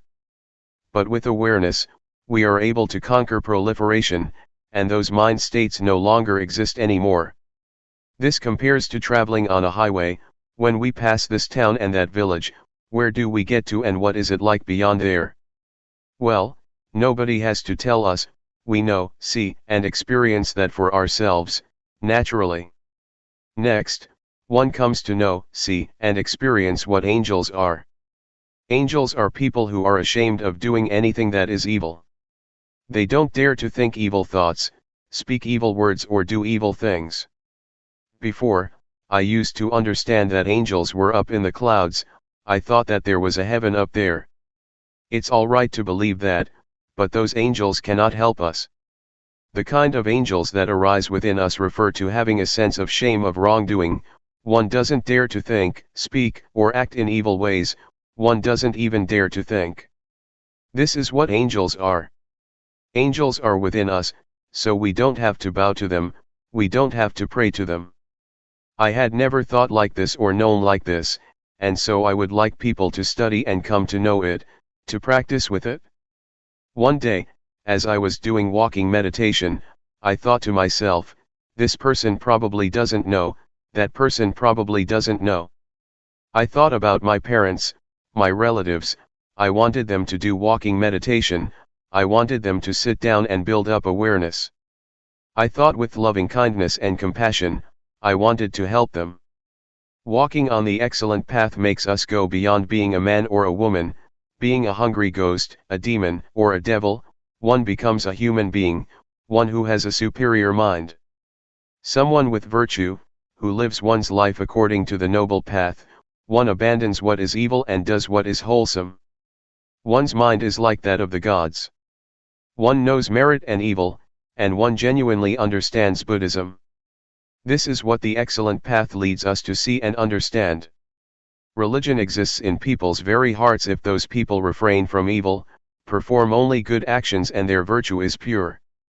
But if one still thinks in evil ways, it can be taken that one hasn't reached Buddhism, even when one recites the words Buddhang, Dhammang, Sanghang, Saranang Gacchami, I take refuge in the Buddha, Dhamma, and Sangha. Religions teach people not to have suffering, religions teach people to do good. If one is still suffering, one is not reckoned as one who has reached the religion. One's life might become blemished, it might go downhill. When we arrive at religion, we relinquish evil and do only what is right. This compares to someone who does certain things, until he or she makes a living with it and is stable in it. He or she is able to depend on it, in order to live his or her life. This is how we experience things. The state of watching and then seeing, and when seeing, not being caught up, is the most concise action. It is like the Dhamma is really in our fist, we don't have to do a lot. Before, I was in a mess, I clung to ceremonies, clung to others and believed in rituals. I was even afraid of my own thoughts, because with thoughts come doubt, fear, love, and hate. But when full awareness arose, I wasn't like that anymore because I determined to only just watch. It was as if my life came down to just doing that much. Studying and practicing until one reaches the state of watching and seeing, and not getting caught up, is the point of completeness, the point where all things come together. It is the diamond of the Dhamma, because one is able to smelt the fetters, 10 deep-rooted and subconscious tendencies in the mind. Seeing Rupa and Nama, seeing suffering, seeing convention and seeing the mind proliferating, gradually diminishes the ego. The mind gradually turns into one of a human being, which means that there is morality as a refuge. The way to hell and the bad destinations is closed off, because one refrains from evil, only does what is good and really makes the mind pure. The door of the truth is opened, the mind is free because one can destroy the ego. One abandons the first 3 fetters, namely, personality view, doubt, and attachment to precepts and practices. At this point, the mind changes and comes to see and understand. Before, it was as if the ego was hiding by the door. But now, the watcher keeps a watch over the door. As soon as the ego appears, it is discovered and the ego falls apart because it can't endure verification. It could be compared to a tree that has fruit, as soon as one shakes it a bit, some fruits will fall down. And in the same way, greed, hatred, and delusion, and those 3 fetters that are deeply instinctive and are conditions, that arise from the body and the mind, drop off and disappear. The mind that changes into a noble one, is the superior mind that is able to destroy the ego. When one experiences this, the ego drops off and is finished with. It is as if wholesomeness and unwholesomeness, or dirtiness and cleanliness are separated. Being a noble one is to have this kind of excellent mind, this is how the mind changes. It is not a matter of changing clothes, or changing one's words, it is not a matter of ordaining, using this or that ceremony, that is just convention, that is being a monk through convention. But when one is a noble individual, one is far removed from suffering and defilement. Suffering and defilement are the enemies of life. The ego with its attachment is an enemy of life, because wherever there is ego, it is like having stains, stains of losing, of winning, of happiness, of suffering, of getting, of losing, etc. When one can relinquish the ego, it is like having a dilapidated car that gets fixed up, and restored to its normal condition. The body and the mind are the same. The path of Dhamma takes us to this point. It is the excellent path, it is number 1, it is the superb path of life. When reaching this point, one experiences what it is to be a noble one. The mind that makes this shift, is a diamond of Dhamma, it is the doorway to truth. As we chant in the evenings, the Sangha that is born from the good Dhamma, is endowed with such virtuous qualities as practicing well. Being born from the good Dhamma, is right here, the noble Sankhya is born right here. It is born from developing awareness, until one reaches the very state of watching and seeing, and on seeing not being caught up. This state of watching is the path, it is the spiritual life. If one compares it with the road, it is a smooth highway. Lust, irritation, conceit, and attachment to views and opinions, that one used to have and was caught up in, dry up. Comparable to fruits that are, all shriveled up, still in the tree. Purity arises, it is high sila, high samadhi and high panyat. It is the aggregate of virtue, firmness of mind and wisdom, and they get better all the time. The body doesn't do anything bad, speech doesn't say anything bad, and the mind doesn't think anything bad.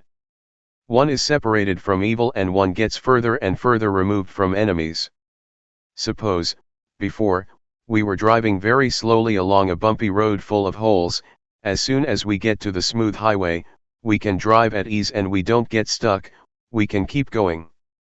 One becomes skilled at being in the state of watching, seeing because of watching, and on seeing not being drawn in, it becomes more and more an art. Whatever one does, if one is an artist, one can do it excellently. For example, a painter who uses just a single pen or a single brush.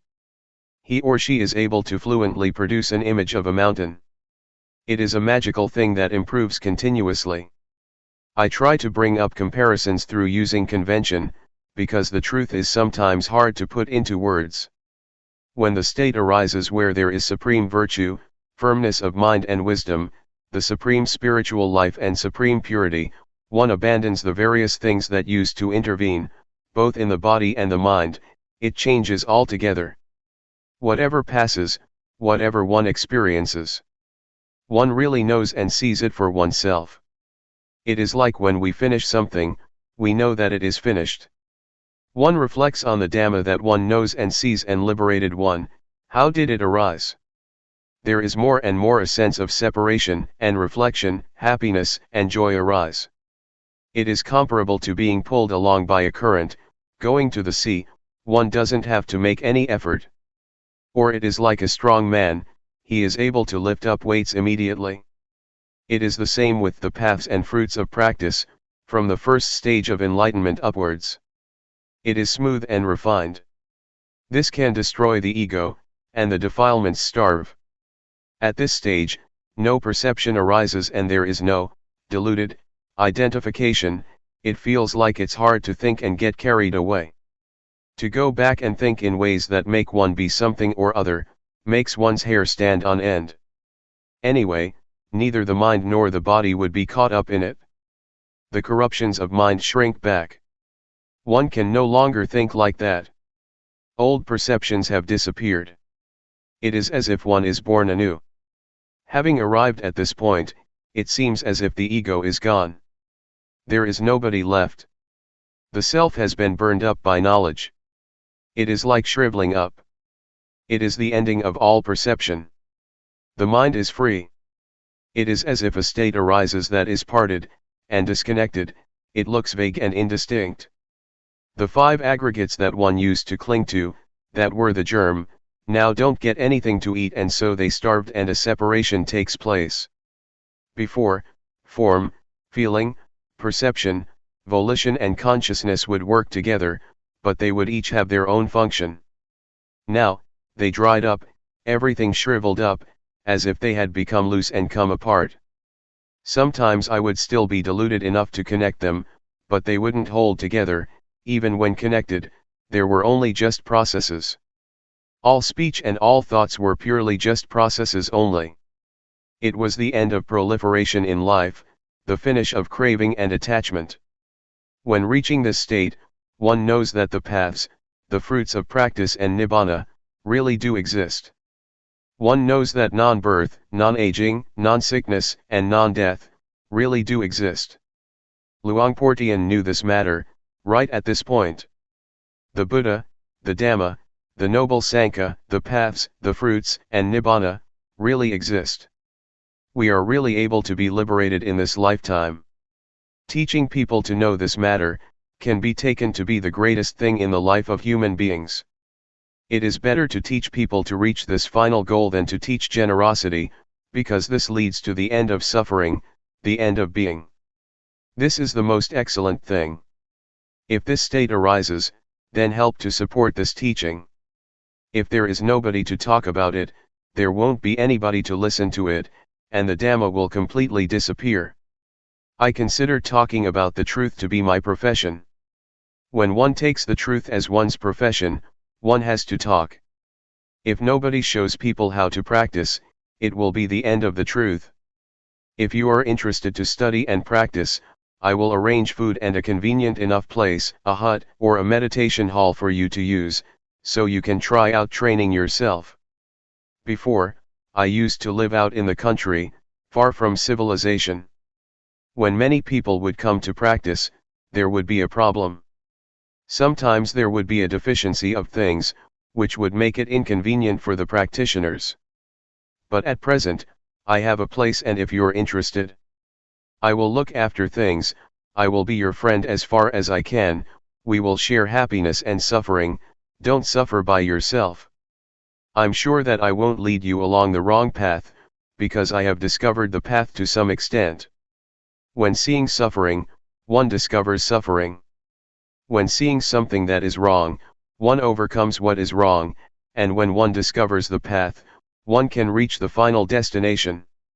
No matter whether you are ordained as a monk or not, I have a place prepared for you. If you have suffering, don't do anything else. I really have found the way out. It is the number one way. Reflect on this, but you shouldn't just use reasoning. You shouldn't create conflicts or just have blind faith. Don't be averse to anything. These words are just words. Once they have been received, they might disappear, but if you're interested, try out to practice. If you read these words and immediately confidence arises, it is not right. First, practice. If, having practiced, results arise, then be confident. If, having practiced, there are no results, then find another method. Meditation is something that has to be tried out through practice. When one experiences it by oneself, one's actions will sort things out, or destine the course of one's life, by themselves. It is not a matter of figuring things out or memorizing. One must put things into practice and one must experience things for oneself. Being aware is to develop the four foundations of awareness. Anybody who turns up the hand or makes other movements, and is aware of it, is practicing in the right way, because awareness is the sprout of enlightenment, that is, it makes wisdom spring up. One must start up from this point of making use of movements. It really is the birthplace of the four foundations of awareness. This really is the excellent path. It is called, Agamagko Visuddhya, the excellent path for purification. Buddha arises from building up a lot of awareness. One has to do that oneself and practice oneself. The method of developing awareness, as Luangpor Teean teaches, is really up to date. The more diligent one is in building up awareness, the more one knows, sees, and understands one's life. Awareness is with us all, as long as we have a body and a mind. To have awareness is the treasure of a human being. It is the same for all of us, without exception. No matter what country you live in, what nationality you may have, or what language you may speak. Be aware. Just raising the arm, feeling it, is already good enough. Guidance to train oneself. We must use our lives to train ourselves diligently. We must take ourselves to the ultimate and final goal. This is called an excellent life. If we don't train ourselves, it is easy to get involved in things. For example, if there is suffering, we suffer until we die. So we have to train diligently in order to overcome doubt, worry, sadness, anger, desire, delusion, etc. This is called following a good example. The characteristics of our thoughts are the same, they don't differ much. Whatever one is familiar with, one thinks about that, following our disposition and character. The environment has an influence on our lives. For example, someone is born in a good family but the environment is no good, and it gives that person information that is no good, the result is that that person receives bad information.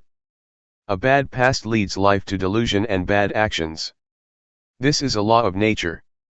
There are certain states of mind that we shouldn't surrender to, such as doubt and worry, because we still have a way out.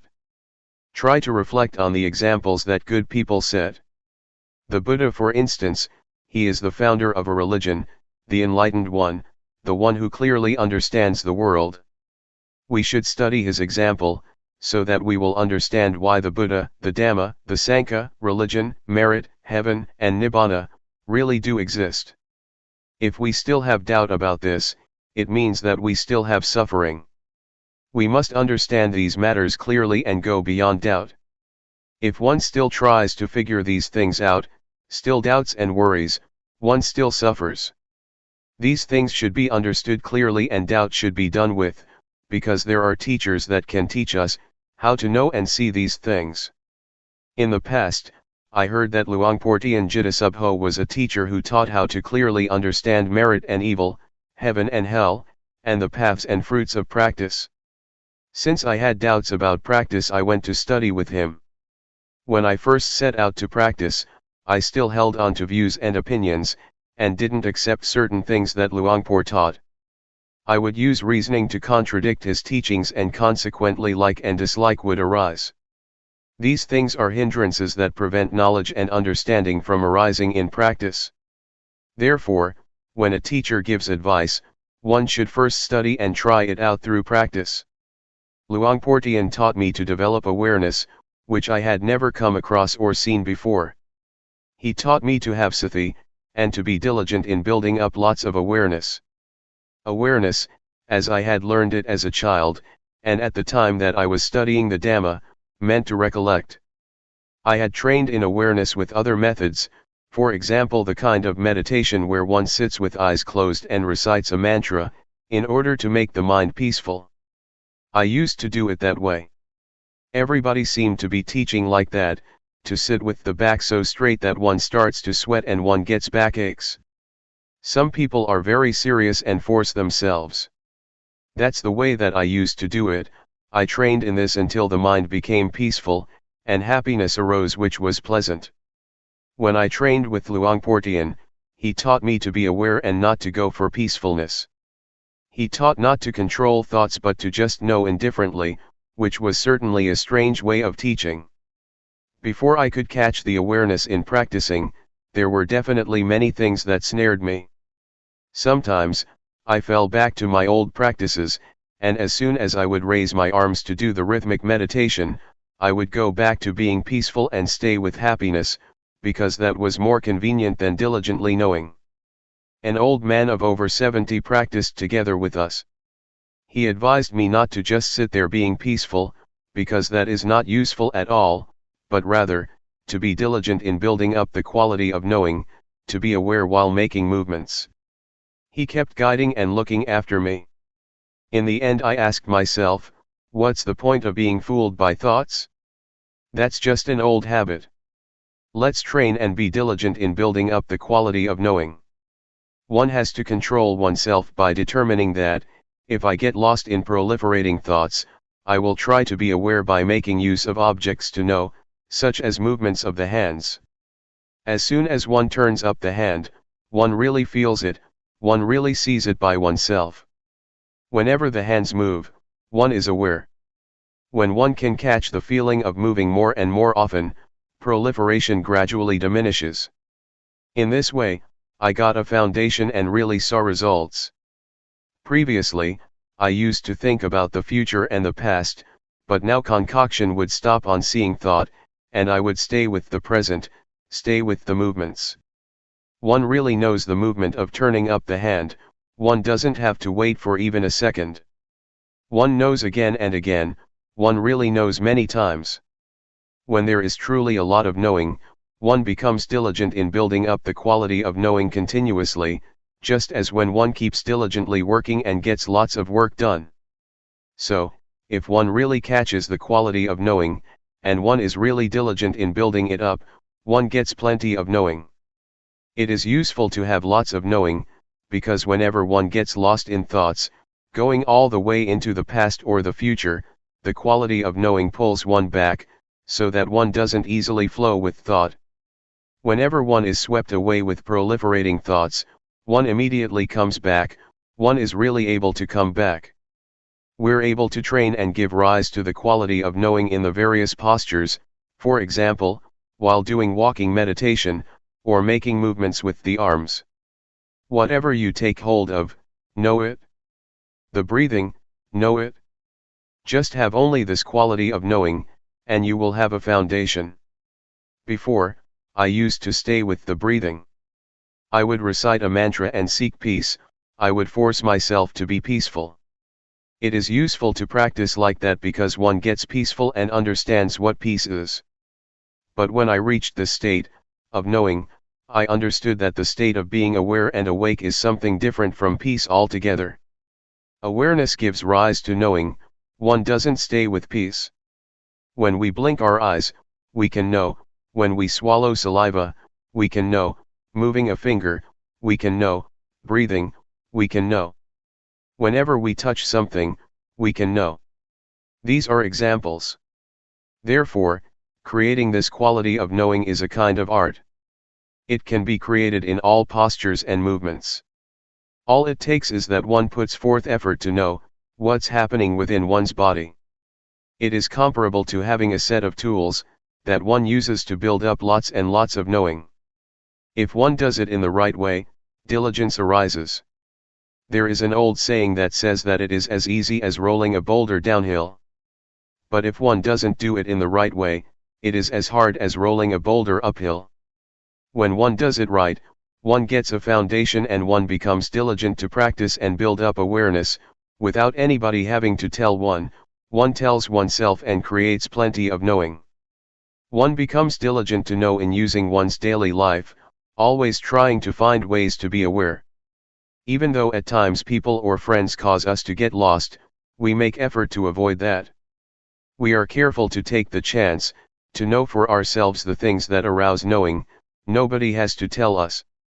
It's like working, when we do it right we are diligent and fluent, but if we don't do it right it's like banging our head against a brick wall. We know and see for ourselves what delusion is like and what knowing is like. We know and see what the advantages and disadvantages of knowing and delusion are. And so, we prevent and deal with things automatically. One has the answers oneself and doesn't have to ask anybody. If there is a lot of knowing and one knows for long periods of time, one will see the conditions of the body, because the quality of knowing is the one who watches the movements. However, this doesn't mean that one will see this immediately because sometimes, as the body is moving, instead of just seeing the body, there are things that make us get lost, for example, feelings that arise due to unintentional thoughts, or various moods, either coming from the body or the mind. These things incite us to get lost but we don't. These things are there but now we have seen that they are just feelings. People who have trained in meditation before, will just meet with coarse feelings, and the refined feelings that exist in the body and the thinking mind, they won't see. If we build up the quality of knowing until it is the boss, it will be able to distinguish delusion from knowing, even though delusion, proliferation, was in charge before. We will be able to pass through subtle feelings without having to get involved. It compares with traveling and passing through various villages. We leave this and that town behind us, and pass through without getting involved. But someone who easily loses awareness, is incessantly interested in the thoughts that come up, reasoning in every way, and loses a lot of time by thinking. Like, dislike, and all the rest of it arise. This is someone who is not determined to walk the path. The Buddha said that, someone who is heedful is awake when others are asleep, such a one leaves foolish people far behind, just as a well-trained horse leaves a horse without strength behind. Not getting involved with proliferating thoughts that arise is like this: one moment of knowing is to be removed one moment from not knowing, from delusion. One gets further and further removed and one becomes skilled in knowing. It is easy to know. Before, it was easy to get lost, but when one trains oneself it becomes easy to know. The feelings and the various thoughts that make the body move are nama dhamma. When the quality of knowing sees this, one understands the body. Before, the quality of knowing wasn't there yet, and one had not yet discovered that it is thought that orders the body around. One assumed that there was a self that was moving. But when one understands Rupa and Nama, one understands that Rupa is something solid, composed of many things. One knows heat, cold, hunger, and pain, because of Rupa. Nama is the mind, feelings and thoughts. It receives and knows all kinds of things. There are innumerable conditions that arise together with the mind. Anger, worry, desire, and delusion are some examples of coarse ones. They make the mind run wild and it takes them to be self. Actually, they are not self, but one doesn't know that they are conditions of mind, and so one acts following them, until those various conditions give rise to a sense of self, of me, being like that. But when the knowing watches and sees them, one understands that they are only just conditionings of the mind, and one can let go. To sum up, the body that is alive is a lump that consists of two things, namely, Rupa and Nama. At this point one knows how to separate Rupa from Nama. And so one clearly realizes the relationship between Rupa and Nama. This may be called the arising of insight knowledge. It is a really clear realization. Reality doesn't deceive.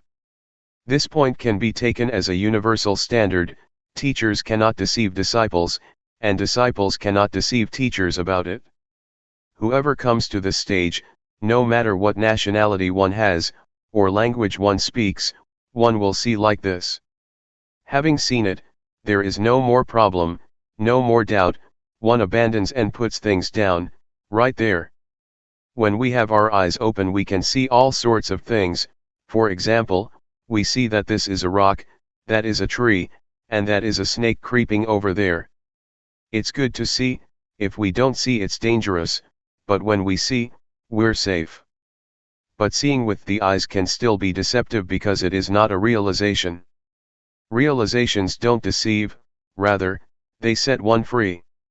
There is security in realizations. To see is to make an end of one's burden. When the quality of knowing sees Rupa as a lump of suffering, it creates the feeling of having pity on the body, because the body doesn't know anything, it just does its duty. It gives us signals of what is dangerous, for example, heat and cold, so that we can do something about it. We didn't see this before, and so we thought that I am hot and I am cold. But now we see Rupa and so we know how to solve the problem. The body is suffering already as it is just a lump of suffering. One has to breathe, has to swallow saliva, has to blink the eyes, has to stand, has to lie down, has to eat, has to go to the toilet, etc. When we give it more work to do, such as smoking cigarettes, it is a burden for Rupa, we make it suffer even more. The mind is the same. When we're angry, we give the body suffering.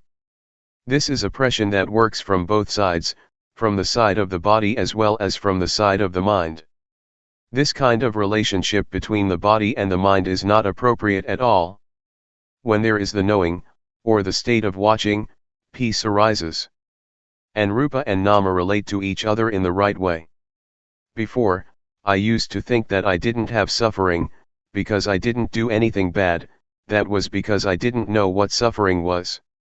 Whoever thinks like this can be taken to be crazy, crazy with self. So, in the past, I didn't understand myself.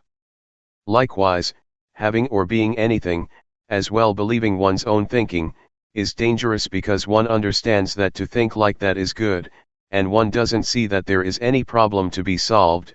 One assumes that things are like this or like that.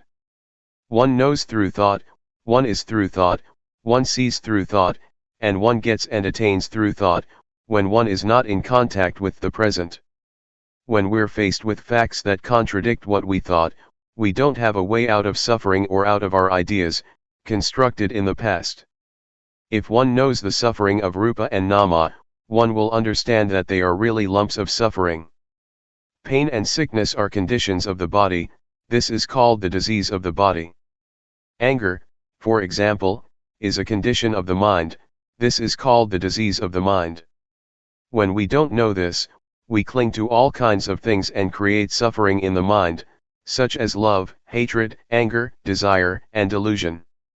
When we wake up from the disease of body and mind, we see the suffering of rupa and nama. It is as if this quality of knowing opens the door, and we can see through. The knowing is like an eye. Before, we had our eyes closed and didn't see, there was only just getting caught up with all sorts of conditions. But now, the quality of seeing arises because there is knowing. This is called training oneself. This is the way that I have trained myself. It is really the guideline for people. It makes one see the convention of body and mind, for instance fame, possessions, money, children, husband, wife, land, etc. The world is full of physical and mental objects that are convention, inside as well as outside. One sees this penetratingly. It is as if the power of wisdom knowledge sees that these things are conventions of rupa and nama, diseases of rupa and nama, rupa dhamma and nama dhamma. Before, we didn't see these states, and so we got caught up in all kinds of conditions. Knowing convention makes one feel light. In the past, I used to go for all sorts of things, superstition, verses, chants, and I believed in rituals. On performing some of them fear would arise, others would make me bold, doubtful, happy, or sad.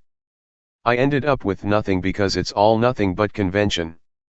A thing is sometimes assumed to be likable and sometimes not likable, it can change, and we go for it all. When I came to see rupa nama and convention, I felt light. It is not like ordinary seeing, but when one sees, suffering disappears. The gross kind of suffering, such as suffering that comes from foolishness, delusion, and stupidity, really disappears.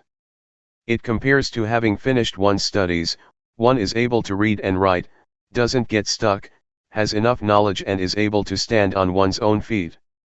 What I'm talking about is a universal standard, it is a fixed formula, just like mathematical formulas, 2 multiplied by 5 is equal to 10, not 11. When all this knowledge arises, one knows what other people are saying, one knows the objects that one looks at, there is just knowing and joy. It is insight, because one now has the eye that sees the Dhamma.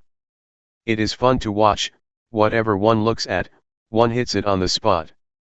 Both material and mental phenomena, inside as well as outside. Whatever happens to the body and the mind, one knows immediately, and one leaves it behind without hesitation. Before, when something would come in contact with the mind would ripple. Now the mind doesn't ripple, rather, the object that comes into contact with the mind is set free. When I was still a layman, I went to practice Dhamma at the Budayana forest, in Loi province. I had to use a wooden platform from a nearby monastery, and I bought a plastic sheet to make a roof. Tattered monks' robes were used as walls, because in July there is plenty of rain. As I was practicing, somebody told me that I should understand Rupa Nama, because he saw me practicing for a long time without understanding it. Some people said that they knew, just practicing for a week, and they knew Rupa Nama. But I practiced for 2 whole weeks and still didn't know it. I thought to myself, I really have to see it in my mind, I'm not going to just remember others' words or figure it out with my own thinking.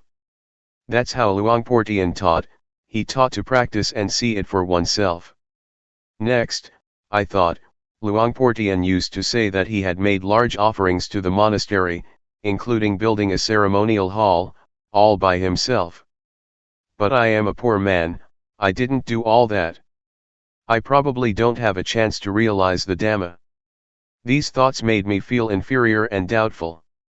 Then I thought, but I've done some good things, maybe not as much as him, but I've made merit, built a monk's hut and I am not a bad person, I don't have any stains of wickedness. I've always been virtuous because my parents are Buddhists and taught me to do what is good, and that's what I've been doing all the time. Especially when I studied superstition, I had to keep precepts, I couldn't gamble. My character was like this. Reflecting like this, made me a bit proud of my past because I was not an evil person, but why didn't I know the Dhamma? I asked Luangpor Teean, are there any practitioners who don't get any knowledge after having practiced? Luangpor Teean said, that has never happened. It seems that I am the first one, because after 2 weeks I still don't know anything, I remarked. Luangpor Teean walked up to me and grabbed my hand. I said, you have made merit and made offerings, but I have never done as much of that as you, I guess I don't have the merit to know. He answered, never mind, don't worry. Are you practicing sincerely? I said, I really am, Luangpor. Luangpor Teean said, practice here for 1 month. How much money do you get for 1 month's work? I answered, I get 1,000 baht a month. In those days I was a hired hand, making doors and windows for houses. This was building work, skilled labor, and I would get at least 1,000 baht a month. Next he said, if you practice for 1 month and you don't get any knowledge, I will give you 1,000 baht, I really promise you that. But you have to practice sincerely. From then on, I was energized in practicing. Practicing in those days, I would sometimes get lost in criticizing certain monks, thinking that they didn't have the same virtue as me, because I saw them playing and joking. Sometimes, they told me to go and look for bamboo shoots or to climb a tree and collect fruits. I asked myself, is this called practicing Dhamma? It made me think about leaving. But having reprimanded them in my mind, I no longer looked at others. Instead, I only watched and listened to Luangpor Teean. I didn't pay attention to others and create a mess and a burden for myself. So, I made a firm resolution to build up awareness, to build up sati. After practicing Dhamma for less than 20 days, I had an experience and lots of knowledge arose. When practicing in the right way, it becomes as easy as rolling a boulder downhill. But when doing it wrong, it is like rolling it uphill. Doing it in the wrong way is just a burden, there are many things that one doesn't like, and then one goes and thinks about them. One is thinking, reasoning, liking and disliking like a madman, and this makes one not attain the Dhamma. Building up the quality of knowing, or awareness, is not something one can think up, rather, one has to practice in order to know. In the past I had been an occult healer, and had verses and chants. When I built up the quality of knowing, that stuff just dropped off. I didn't do anything about it, I wasn't the slightest bit reluctant to give it up. There was no more foolishness, delusion, attachment to rituals, and playing around with witchcraft and sorcery in my mind, from that moment onwards. I used to think that I was a magician, able to heal the sick. An invulnerability chant has to be recited until one feels that one's body swells up, and becomes so big that it squeezes against the walls, or until one perceives a razor blade as a blade of grass. Then one has reached the end of the recitation. To do this well, one has to recite often. Magic chants depend on recitation, they depend on training in psychic powers. Sometimes I would chase off ghosts, I would cut off their heads with a sword, making a loud sound. I've done that for many people. When I built up the quality of knowing, I stopped doing all that stuff. One day as I was practicing, Luangpor Teean came walking over and asked how I was doing. I answered him without being afraid of anything, I know Rupa Nama now. Luangpor Teean said, if you get understanding from practicing in this way, then do more of it. Try to keep up with thought, watching it. This refers to unintentional or sneaky thoughts. If no thoughts occur, then watch the movements of the body. Whenever thoughts arise, be in time to watch. Luangpor taught me to work with the mind, to watch both the body and the mind with awareness, to watch and see suffering, suffering of Rupa and of Nama, to watch and see physical and mental phenomena, and convention of Rupa and Nama.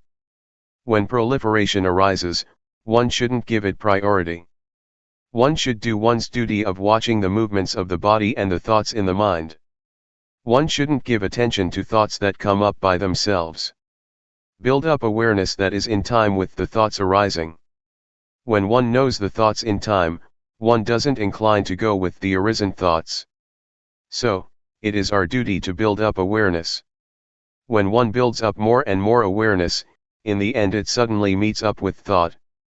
It is as if one opens the door and collides with thought. At the moment a thought is about to come up, we are lying in wait at the door. As soon as the thought arises, whack, we know it in time. It's like a surprise, and the thought fails to establish itself. This makes one see how wild concoction is, sneak thoughts, and it makes one see the origin of suffering. This is not like ordinary knowledge, it appears in an electrifying flash. I definitely have seen thought clearly. Before, we got carried away with thoughts, sankhara, which are the cause of suffering. We wandered here and there with thought, and we got lost in it. One is not free because of thought. To give an example, a thought arises and one becomes afraid, one starts to think about something and one proliferates defilement and craving. We didn't see this clearly before. When I came to practice with Luangpor Teean, I clearly saw how bad mental formations are. It's like a dog chasing a deer, we were able to follow and keep up with the things that deceived. It is comparable to somebody who plays tricks. They have fun in deceiving people, but as soon as we see what they're doing, and we keep up with their tricks, we then know that it is nothing at all. They really can't deceive anyone who realizes what is going on. There are two kinds of thinking, namely, first, unintentional thinking. This is illusion, it makes one get lost, on thinking one is led along the wrong path. Second, intentional thinking, never mind about that, one deliberately thinks about something well, one makes use of thought and having finished thinking, that's the end of it. Intentional thinking is crystal clear, it makes one understand merit, demerit, and the nether realms, one experiences these things clearly. I can 100% guarantee that, by understanding like this, one closes the door to the lower realms. One can be said to be a human being. In the past I was still just a person, because I didn't see convention, I didn't see rupanama. But when I could keep up with thought, I stopped being merely a person. I had more happiness than before, I no longer played about like before, it was as if I had reached the shore, to some extent. If one compares it to a trader, I was a trader in diamonds and got heaps of money. Previously, I was like a trader in kapok or fiber crops. What a mess, what a hassle. And I got only a little money, a little happiness and a little merit. I thought I would get merit from others or from doing this or that, just mind stuff. There is a shift that takes place in the mind on seeing thought. To go and proliferate as before makes one's hair stand on end. To see thought helps one to behave differently than before. I really saw it crystal clear. To suddenly meet up with thought makes an end to coarse behavior. Everything that is unjust disappears. It is like bowling, the pins all tumble over, one after the other. Suffering is comparable to fruits up in a tree. When we shake the tree just a little, the fruits fall down, but not all of them. Foolishness, crude forms of suffering and anger, desire and delusion are affected, but not a lot, they are just shaken up a bit. Being a human being means to be someone with virtue. When there is virtue, there is normality, there is peace. Samadhi refers to the mind that is in order. When there is order, there is no mess and the mind becomes tame. Wisdom means to know all around, to know how to solve things within oneself, to know how to liberate oneself and not to sink down, being caught up with all sorts of conditions, but to be free. This is how I knew, and later I understood other things as well, such as angels. To be an angel is to have a moral mind, not daring to act or think in bad ways. I understood Buddhism, and I understood the three characteristics of all conditioned phenomena, namely, that they are impermanent, without intrinsic value and not self. Seeing rupanama, seeing the conditions of body and mind, and seeing all things as they really are, is like having a magic eye. One sees that all things are impermanent, it is like seeing the place to dispose of the conditions of body and mind, one used to cling to. The mind becomes clean because there is no rubbish lying about in it, there are no smuts of love, regret, anger, suffering, obtaining, losing, winning or failing. This state of mind is called, seeing the three characteristics. Merit is to have an upright mind. Religion exists within us. Evil has to be abandoned at the body, speech, and the mind. If one still thinks, talks and does bad things, to take refuge in the Buddha, Dhamma, and Sangha by reciting a formula, is useless. I didn't know this before, I thought that thinking was something refined, that whatever one thinks, nobody sees it. But in seeing it I know that unintentional thoughts are gross, they are dirty, and because of that I don't dare to think. When one doesn't dare think, how is one going to talk and act? So whatever is bad, I don't dare do it, not even to think it. This is called being an angel because one is established in the morality of angels. The kind of angels that one can really meet and see are the angels that arise in the mind, that is, one is afraid of evil, one doesn't dare to perform what is bad.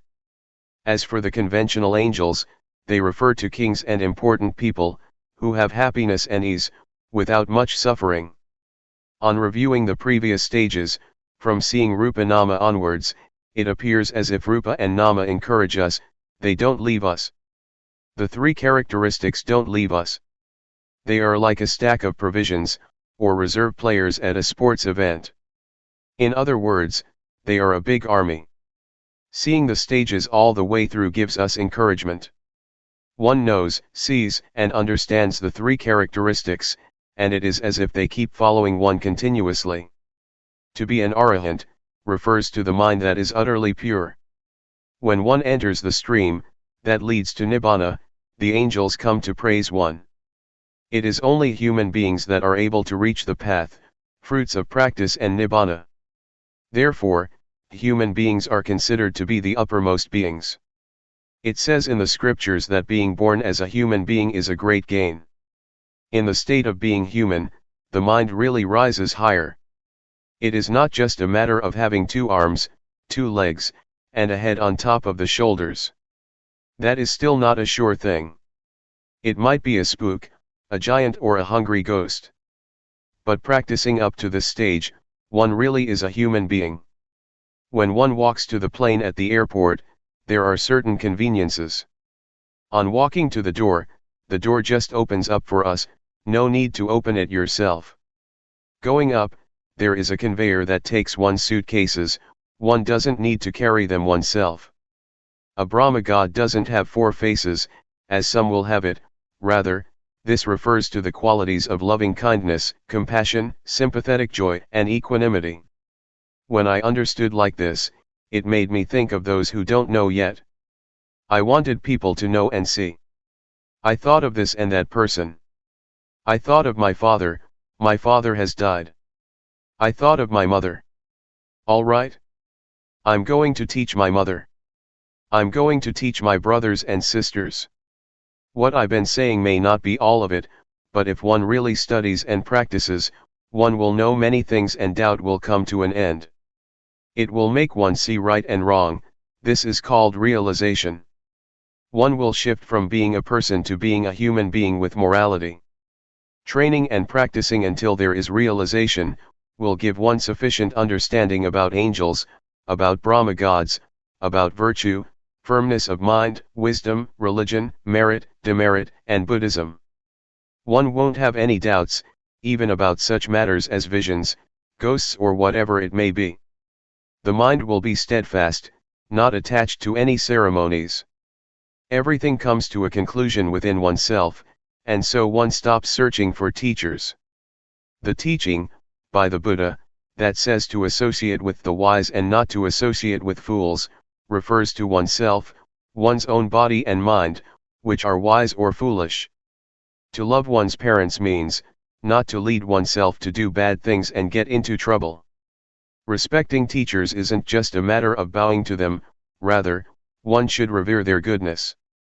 Don't try to find angels outside of yourself, they exist inside us. The Buddha, Dhamma, and the Sangha exist within oneself. A good person is someone who respects him or herself. When one pays respects to a Buddha image, one doesn't bow to the cement, bricks, or stone. That is just convention. Know that to be externally reverential, one should have a noble one inside. That is to say, a moral mind, a supreme mind. There is an old saying, the malicious mind is a ghost, the righteous mind is a noble one. At one time, about 40 or 50 people came to practice with Luangpor Teean, lay people as well as monks. Some people had all sorts of reactions, some people cried. I've never had those kinds of problems. Even when some visions did arise, I'd see and understand it. It is like having eyes, one looks and one sees according to reality. For example, one sees mosquitoes swarming around, one sees a snake coming, one sees thorns, one sees an overgrown path in the forest, or one sees a cleared path. One sees similarly in the mind, one knows what to do, and so there is no more doubt anymore. No more doubt about the teaching of the Buddha and the Noble Ones, about what convention and ultimate reality is, about visions, about what tranquility meditation and insight meditation is. One has experienced it plainly and there is no wavering. One doesn't go and search anywhere else anymore, one has enough knowledge.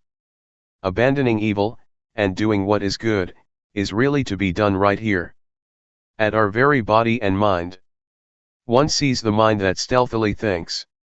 It is full awareness that tells us so, it sums things up for us, that is sufficient knowledge and understanding. Once, I did some teaching together with somebody who taught a different style of meditation. That teacher taught to create an image in the mind. But the group of practitioners who had developed awareness, was aware and didn't think up a mental image, they didn't get attached to a sign. They weren't stuck on all kinds of ceremonies, such as the ceremony to cut off kama, by using cloth, incense, and other things. These types of rituals are finished with, they stopped doing them. They have stopped looking for teachers that teach one to know anything other than awareness, because the real thing is right here. One identifies with the qualities that one puts in one's mind. If you care for your children and love your husband or wife, then don't create suffering for yourself and don't be a bad person. If you are a bad person, you suffer. Your parents are worried, they have problems because of us. Loving one's children and wife is not just a matter of thought, rather, one should behave in a good way, don't be someone who makes trouble. All this depends on oneself, religion is within oneself. When we are good people, how could we do bad things and end up in prison? That there are such things as the law, prisons, police, the army, and weapons, is because there are bad people. If there were no bad people, why would we have to have those things? Why would there be soldiers and policemen? Why would there be prisons? If we behave well, we don't oppress ourselves, and how can we trouble others? May you really see and realize this. Some people with whom I used to practice together with, I don't know what they understood.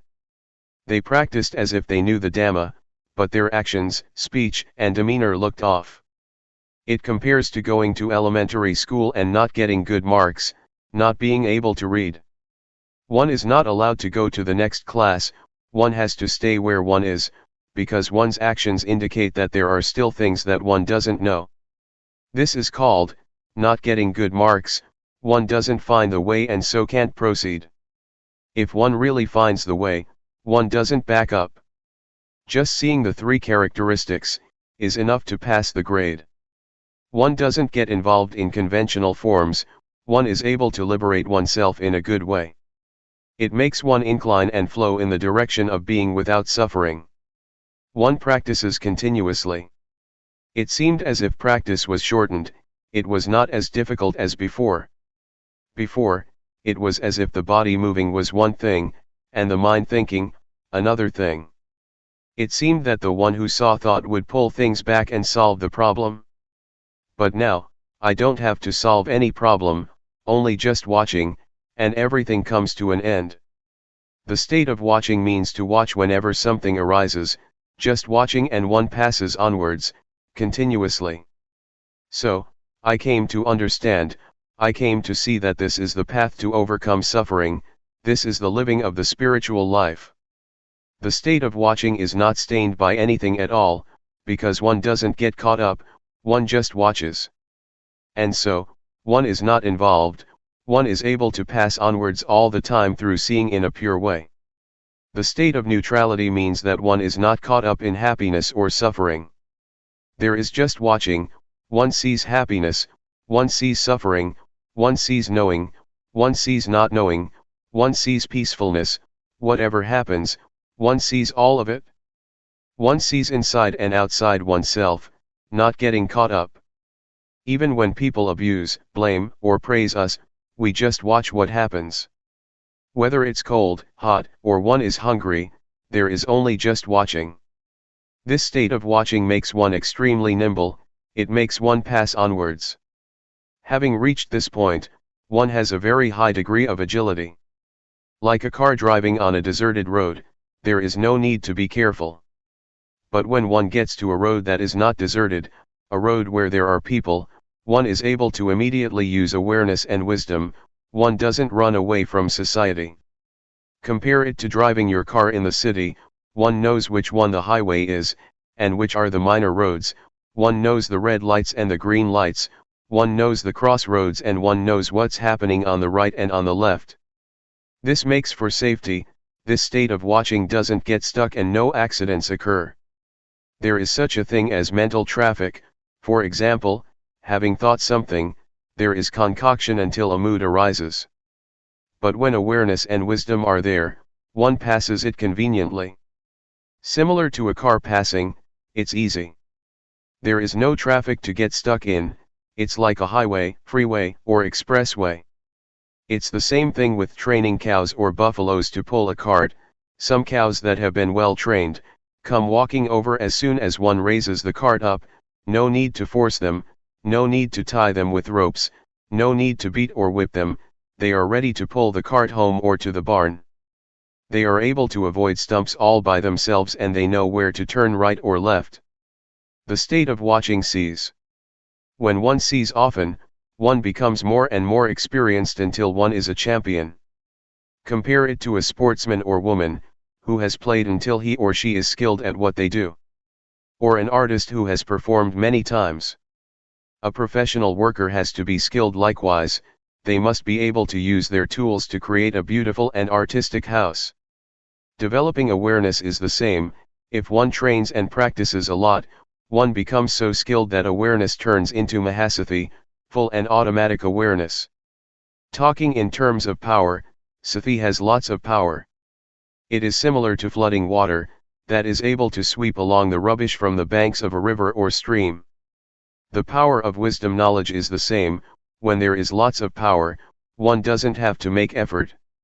It's comparable to a tractor, it clears the land completely. Wisdom knowledge is like that. For this reason, the things that are dirty, the things that are corruptions of the mind, that are stuck in one's character, until the attachment to them as being me, is as hard as a diamond, become as soft and gentle as silk, because purity of mind has arisen. The three fetters of 1.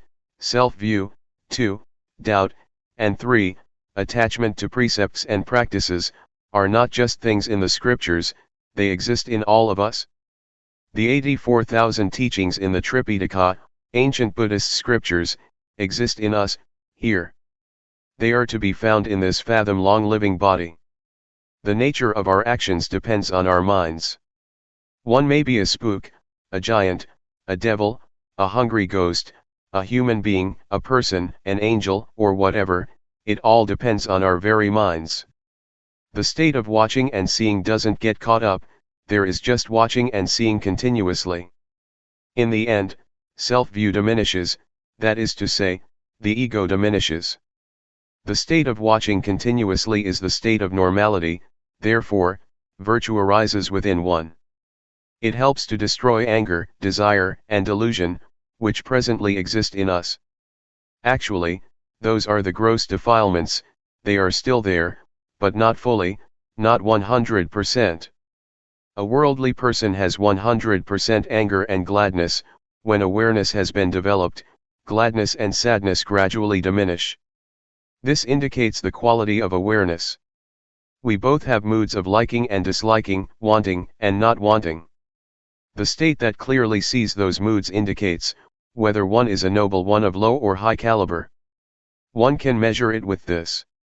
One shouldn't measure it by external forms or characteristics, such as whether one is ordained, how long one has been ordained, whether one is famous and has a title, which means in the world being this or that. That's not it. Rather, it's a matter of how level the mind is, how much does it go up and down. Is there much variation? If one still goes overboard with laughter when one is glad, it means that one has 100% gladness. This is called still being a worldly person. The state of seeing is like this. It doesn't get caught up in anything, but it is neutral, it is normal, and therefore, it is real virtue. To determine to observe precepts is external virtue, one looks after it, in order to live together in society, which is a good thing. As for the real training in virtue, it is the kind of virtue that melts and digests the defilements, so that the mind doesn't go up and down, because one sees them and so they can't remain. Doubt and attachment to rituals are abandoned, because one understands that everything is dependent on our actions, it is not an external matter. This state of watching, seeing, and not being caught up, is a formula, it is a guide in living one's life. It gives us this guidance, one doesn't have to recite or remember anything. The quality of buddho doesn't arise from reciting the word. Buddho means to know, to be awake and to have a joyful mind. In whoever the state of knowing, being awake and joy arises, that person has buddho in his or her mind. And it will protect and look after us, so that we don't fall into harmful states of mind. Just as the saying goes, the Dhamma will inevitably take care that a practitioner does not to fall into bad states. The Dhamma yields results, if one really knows and sees the way that should be known and seen. The more one studies, the more one sees clearly.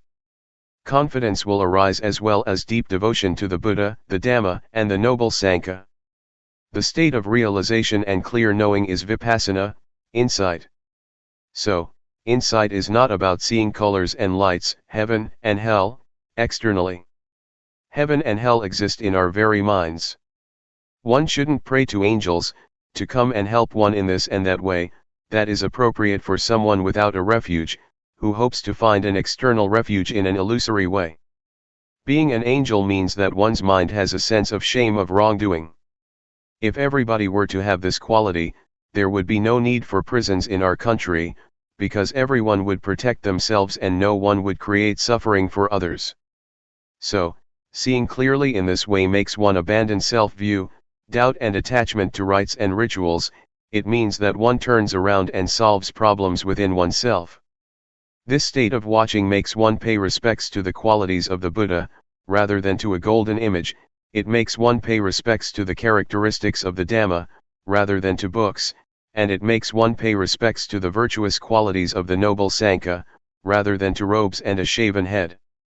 The meaning of the word monk, is an excellent person, someone with a good heart, that is to say he or she doesn't get angry, doesn't desire and doesn't get deluded.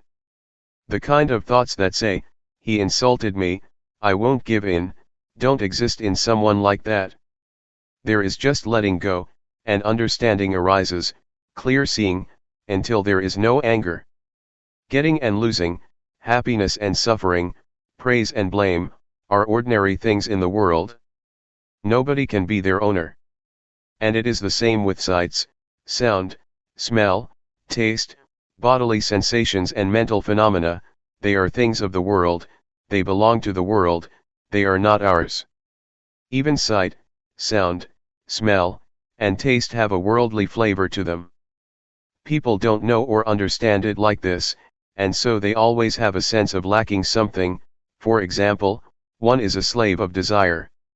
The state of watching and seeing makes one feel satisfied, there is a sense of enough, there is no lack of anything, no shortage, and how are we going to suffer? Therefore, when there are virtuous qualities in all of us, we don't get deluded, we abandon evil, do what is right, and our minds are pure. The state of watching helps to cut down on things, and it makes us understand. It makes us able to overcome suffering. What it comes down to is a handful of Dhamma. The Buddha once compared his teachings to a handful of leaves.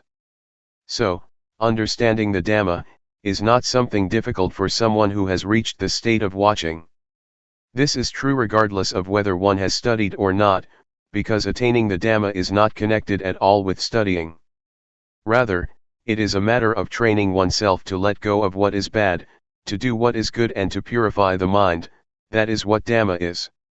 Awareness, or the perfection of awareness, is not to be found in books or scriptures, it exists inside us. Don't be afraid of the ghosts outside, the ghosts are in your mind.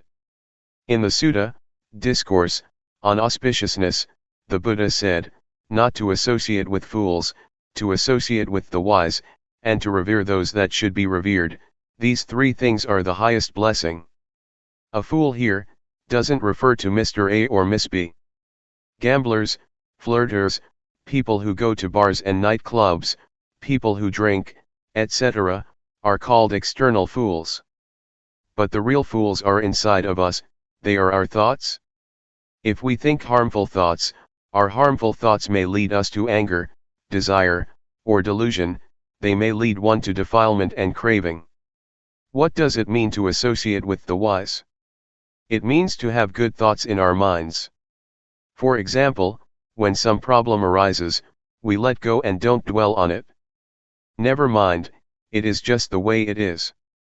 This is a wise person. Trying to not have anybody tell us off, or blame us, is impossible. But if we have good thoughts and think in the right way, and we know how to let go, we associate with the wise. It doesn't mean to get attached to this teacher or that monk, or getting deluded to the physical form of the Buddha, as was the case with the monk Vakali, who kept following and staring at the Buddha. The Buddha saw that this monk was getting lost, and so he taught him that, whoever sees the Dhamma, sees me. The monk Vakali then determined to practice the Dhamma, and finally, he realized the Dhamma. This is the way that I see and understand this matter of not associating with fools and associating with the wise. One should see it broadly, in all its aspects. It is comparable to light that radiates outwards, that way one knows completely and all around. It is not a matter of sitting with eyes closed and knowing, but one knows at the time one's eyes are open. Wherever one goes, one knows as one is living one's life as usual, being aware at the same time. The Buddha said that, whoever is aware continuously is like someone who lives in comfort at home with one's parents.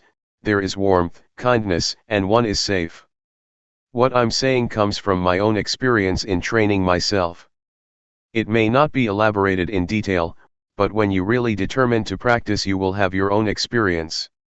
You will know the taste of it yourself, and learn plenty of lessons.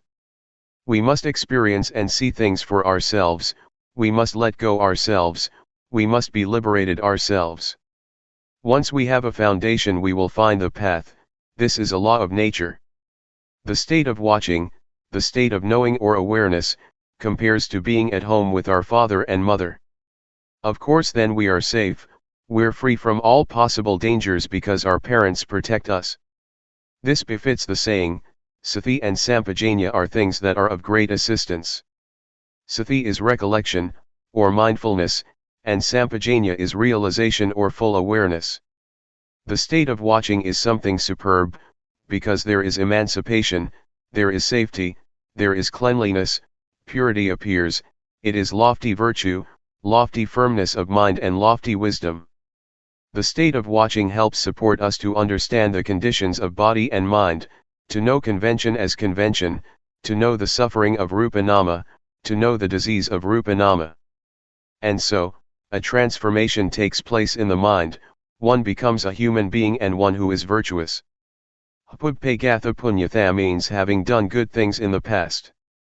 For example, yesterday or today we've done something good. The words in the past don't refer to before we were born, or a previous lifetime. In the past here means actions done earlier on, such as yesterday, last week, or last year. So if we have received good directions, the results will be good, and our minds will become more and more pure. The mind of a virtuous person goes back to nature. His or her body and mind are in a state of normality. The process of knowing more and more takes us to the stream of liberation. It doesn't flow backwards, it goes in the direction of the path and fruits of practice, it goes towards being a noble individual, namely a stream enterer, a once returner, a non-returner, and an arahant. The state of knowing is like a warrior who is backed up with support, and so keeps enlarging his territory until he is in charge and has power. Therefore, wild behavior can't remain, the army of the Dhamma is there. It is like a warrior who is victorious, there is awareness. The state of watching and seeing is the victory of the warrior. One practices right at this point. Nothing can obstruct, there are no enemies that can resist, and so one is fluent. The state of watching makes the cankers of sensuality, being and not knowing, unable to remain. These cankers are refined defilements that ferment in the subconscious, until they become habitual. The state of watching stops the enemies, or if they don't stop, they'll dry up. It is like custard apples, some stay on the tree, all shriveled up. The enemies, defilements, surrender and don't fight anymore. The quality of knowing makes us watch concoctions in a dignified way, one is not a servant of thoughts anymore, as one was before. When proliferation starts to come up, begins to stir, the thoughts will stop when the quality of knowing sees it. It will just give up completely. When there is realization, there is nothing that can deceive. Wherever there is suffering, one is able to dig it all up. It's similar to water and oil, even a little bit of oil will always float on top of water. The Dhamma is the same, it is always on top of what is not Dhamma. This is a law of nature. Suffering, again, is the same, it cannot be on top of non-suffering. One could compare suffering with water and non-suffering with oil. I'm just comparing all the time, but when you really practice you will see clearly and have realization for yourself. There won't be any suffering and you won't think about suffering, because you regard it as unclean.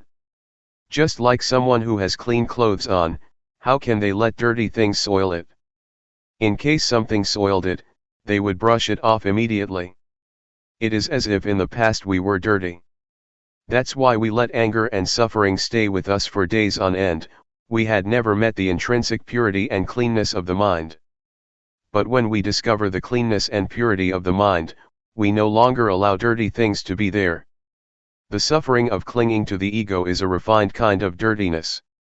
Originally we didn't know that, but as soon as we really know that this is dirty, we pass through and overcome it. In this way, we're able to erase the ego and make it fade out. This state of watching leads to justness, and when justness arises, one has a proper standard, one takes it as a principle and a guideline or compass for living one's life. The state of watching and seeing makes us cross over the cankers of sensuality, being and ignorance or whatever states are the cause for wanting to be and have, the mind is liberated continuously. In the scriptures it is mentioned that, a stream enterer and once returner, first and second stages of enlightenment, are people who still get reborn, that is to say, after death they are reborn in order to strive to be an arahant, fully enlightened one, in the future. But I understand the word rebirth to mean thought, interest or whatever causes interest. When one has overcome that, one doesn't go back and think about things many times. For example, the eye sees a form or the ear hears a sound, as soon as one perceives it in one way or another, one reaffirms it, and thinks about it again and again until, for example, craving and lust arise. For a non-returner there is only one life, this one, which refers to thoughts that sneak in just once, and they won't go back to think about old stuff. They have realization and power, having thought once, it fades, they don't return to it, and so there is no rebirth. The word birth doesn't mean being born from mother's womb, that kind of birth happens only once, everybody knows that. But being born here, is the birth and death of Namarupa, in other words, the endless arising and passing away of the feeling of self.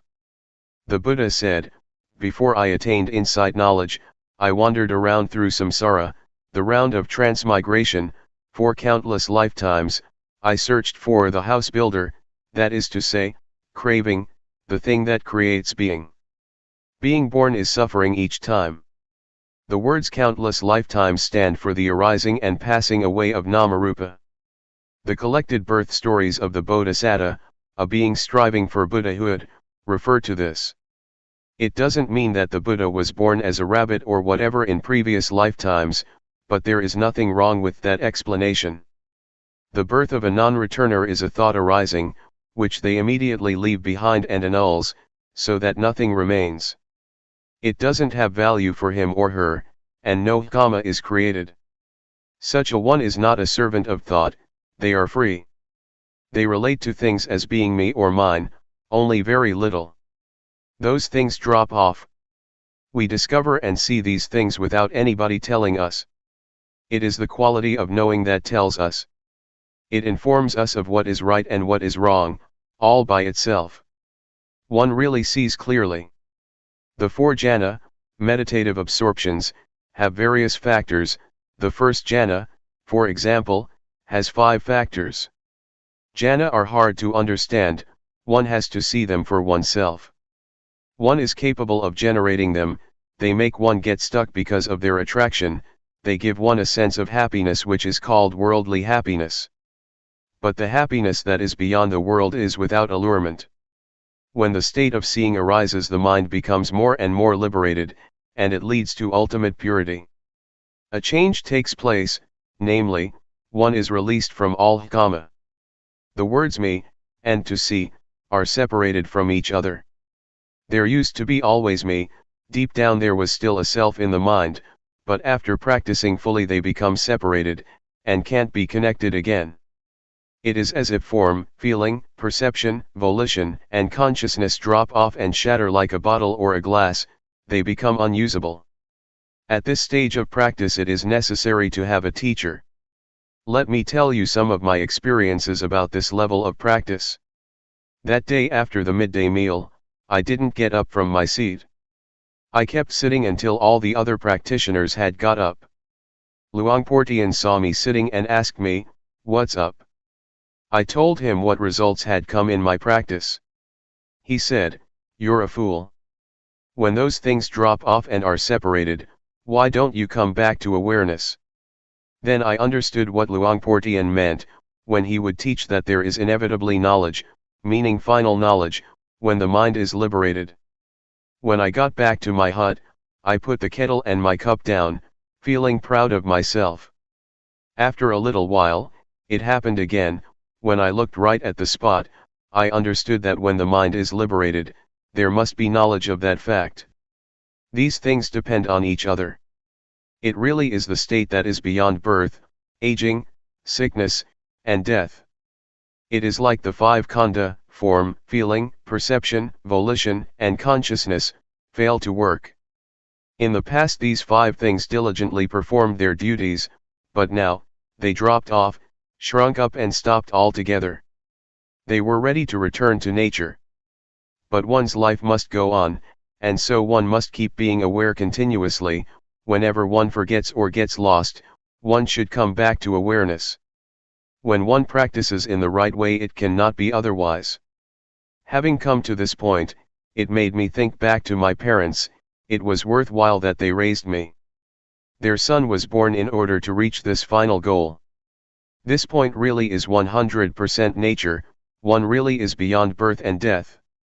It is like Ajahn Buddhadasa, a very wise and famous teacher from the south, says, dying before death. The ego or sense of self dies before physical death occurs. If we regard practicing Dhamma as a sport, it is a sport that doesn't die because there is nothing that is born, ages, gets sick and dies. This is how I understand and know it. Anybody can find and see it in the same way. It is not limited by one's nationality or language, and it has nothing to do with having studied or not. Determined to practice. If you are aware of raising your arm, that's good enough. This is the excellent path, it really is the number one path, it is the way to understand one's life. I have trained myself like this, trained until the final goal. What I'm saying is not based on just thought, but I've seen that this is a law of nature. My words may not be exactly in accordance with academic learning, don't make anything out of it, that it is right or wrong in this and that way. Don't use reason to contradict things, even though that may be right, rather, take these words as advice to study, to know, and see. May whoever has knowledge and vision about this, help to spread it out, not in order to oppress anyone, but to help bring about confidence in the teachings of the Buddha, so there may be firm conviction that, the Buddha, Dhamma, and Sangha really exist. A sincere practitioner will get results, he or she will really know and see, and will really get rid of suffering in this lifetime. It is the genuine norm of life, it is the essence of friendship. Nothing changes, there is just straightness. May your life culminate in this point, and see that your life is just processes and conditions. Processes means, the body has to eat and go to the toilet, it has to lie down and sleep, it has to talk, these things have to be performed according to worldly conventions. Use your life in the ordinary way, like this, don't be angry or suffer until you die. Teachers in the past used to say, don't think that it is this or that person, who is talking about the Dhamma, don't have faith in the person who talks, and don't write them off either. These days, the faith of Buddhists is rather poor. People tend to have faith in this teacher or that Luangpor, and go to an extreme. But as soon as something happens to shake their confidence, they are heartbroken and disappointed. This is not right. We should have confidence in the Dhamma, we should use the Dhamma to develop the quality of our lives. Don't be attached to my teacher and my Luangpor, because that kind of faith doesn't lead to progress, rather, it is faith that makes one shrink back. When you understand like this, experiment with practice and take your actions as the criterion. When you do that and you see results, there will be confidence. It is not that one has faith because someone says the right things, faith because of someone's character, disposition, and demeanor. This kind of faith is dangerous, because it is not the confidence as was taught by the Buddha. At one time, after the Buddha had expounded the Dhamma, he asked Sariputta, the monk who was his chief disciple, "Do you believe what I'm saying?" Venerable Sariputta replied, "No, I don't." The monks who were sitting there all criticized Venerable Sariputta, saying, "He doesn't even believe the Buddha," and they protested in the midst of the meeting. Next, the Buddha asked Venerable Sariputta, "How do you see things?" Venerable Sariputta respectfully addressed the Buddha, saying, "I do not believe the Master, because what you have elucidated I know, see, and have realized already. Therefore I do not have any doubt on this matter, and there is no need to believe anybody anymore." Then, the Buddha spoke to the monks. Take Venerable Sariputta as your example. And so, one should experiment and practice with teachings, until one is Dhamma. If one still has anger and suffering, it means one is unable to solve the problem. Anger and suffering are not selves, but it is us who get lost. If we didn't get deluded, there would be no anger and no suffering. Only two things exist in our lives, namely, knowing and delusion. Do we spend more time with knowing or with delusion? We have to reflect on this for ourselves. If we still stay with delusion, we'll have to experience suffering and anger, for example, that's only natural. If we stay with the quality of knowing, we won't have anger or suffering. How can we stay with knowing? I have a method for all of you to try out, study and practice with. I'm not just telling you stories. I'm able to arrange a place and food for you, you don't have to pay for anything. This is because there are people with faith, who have offered money for food, for people who are interested to come and practice. In 1 year, as much as $1, in 1 month about $100. To lead retreats is my job, which I do fully, as skillfully as I can. I will be there as your friend. This age is the golden age. The Buddha, the Dhamma, the noble Sangha, the paths, the fruits of practice, and nibbana, really exist. You can experience them in your life. If you are aware, it means that you have the sprout of enlightenment. The Buddha is not separate from awareness, this is the sprout of enlightenment, that will grow up later on. May all of you be assured that you really are able to discover the truth in your life. To sum up, training oneself means to train in developing awareness. Awareness is the standard. It has the highest effectiveness, up to the point that one is able to reach the state of being the watcher. Awareness makes the mind pure, it is the path, it is the whole of the practice. Someone who is aware has achieved being the watcher in the right way. As it says in the scriptures, the final instructions of the Buddha. As long as bhikkhus live in the right way, the world will not be void of arahants. Don't think of this matter as being very difficult for you, because you're able to do it. You're able to be it. When one lives in the right way, one doesn't get caught up following one's proliferating thoughts. Instead there is neutrality, no gladness and no sadness. The state of watching takes one to this point, the point where there is no happiness and no suffering, no love and no hate, no like and no dislike. On reaching this state, one is beyond the world, it is called Lokuttara. As for the word Lokiya, in or of the world, it means that one has a sense of self because of one's concoction, there is like and dislike, one goes for happiness and suffering, and one takes on gladness and sadness. If one practices in the right way, the mind will settle by itself. Living in the right way doesn't mean that one has to stay in a forest, but if one has continuous awareness, it is called living in the right way. It is not necessary to go off to the forest, to sit with eyes closed and walk in a very concentrated way, that's not it.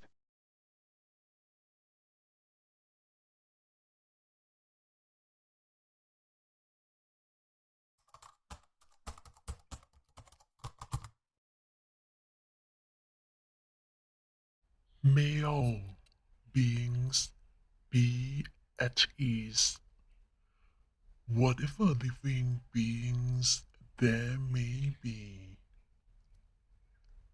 whether they are weak or strong, omitting none, the great or the mighty, medium, short or small, the seen and the unseen, those living near and far away, those born and to be born. May all beings be at ease.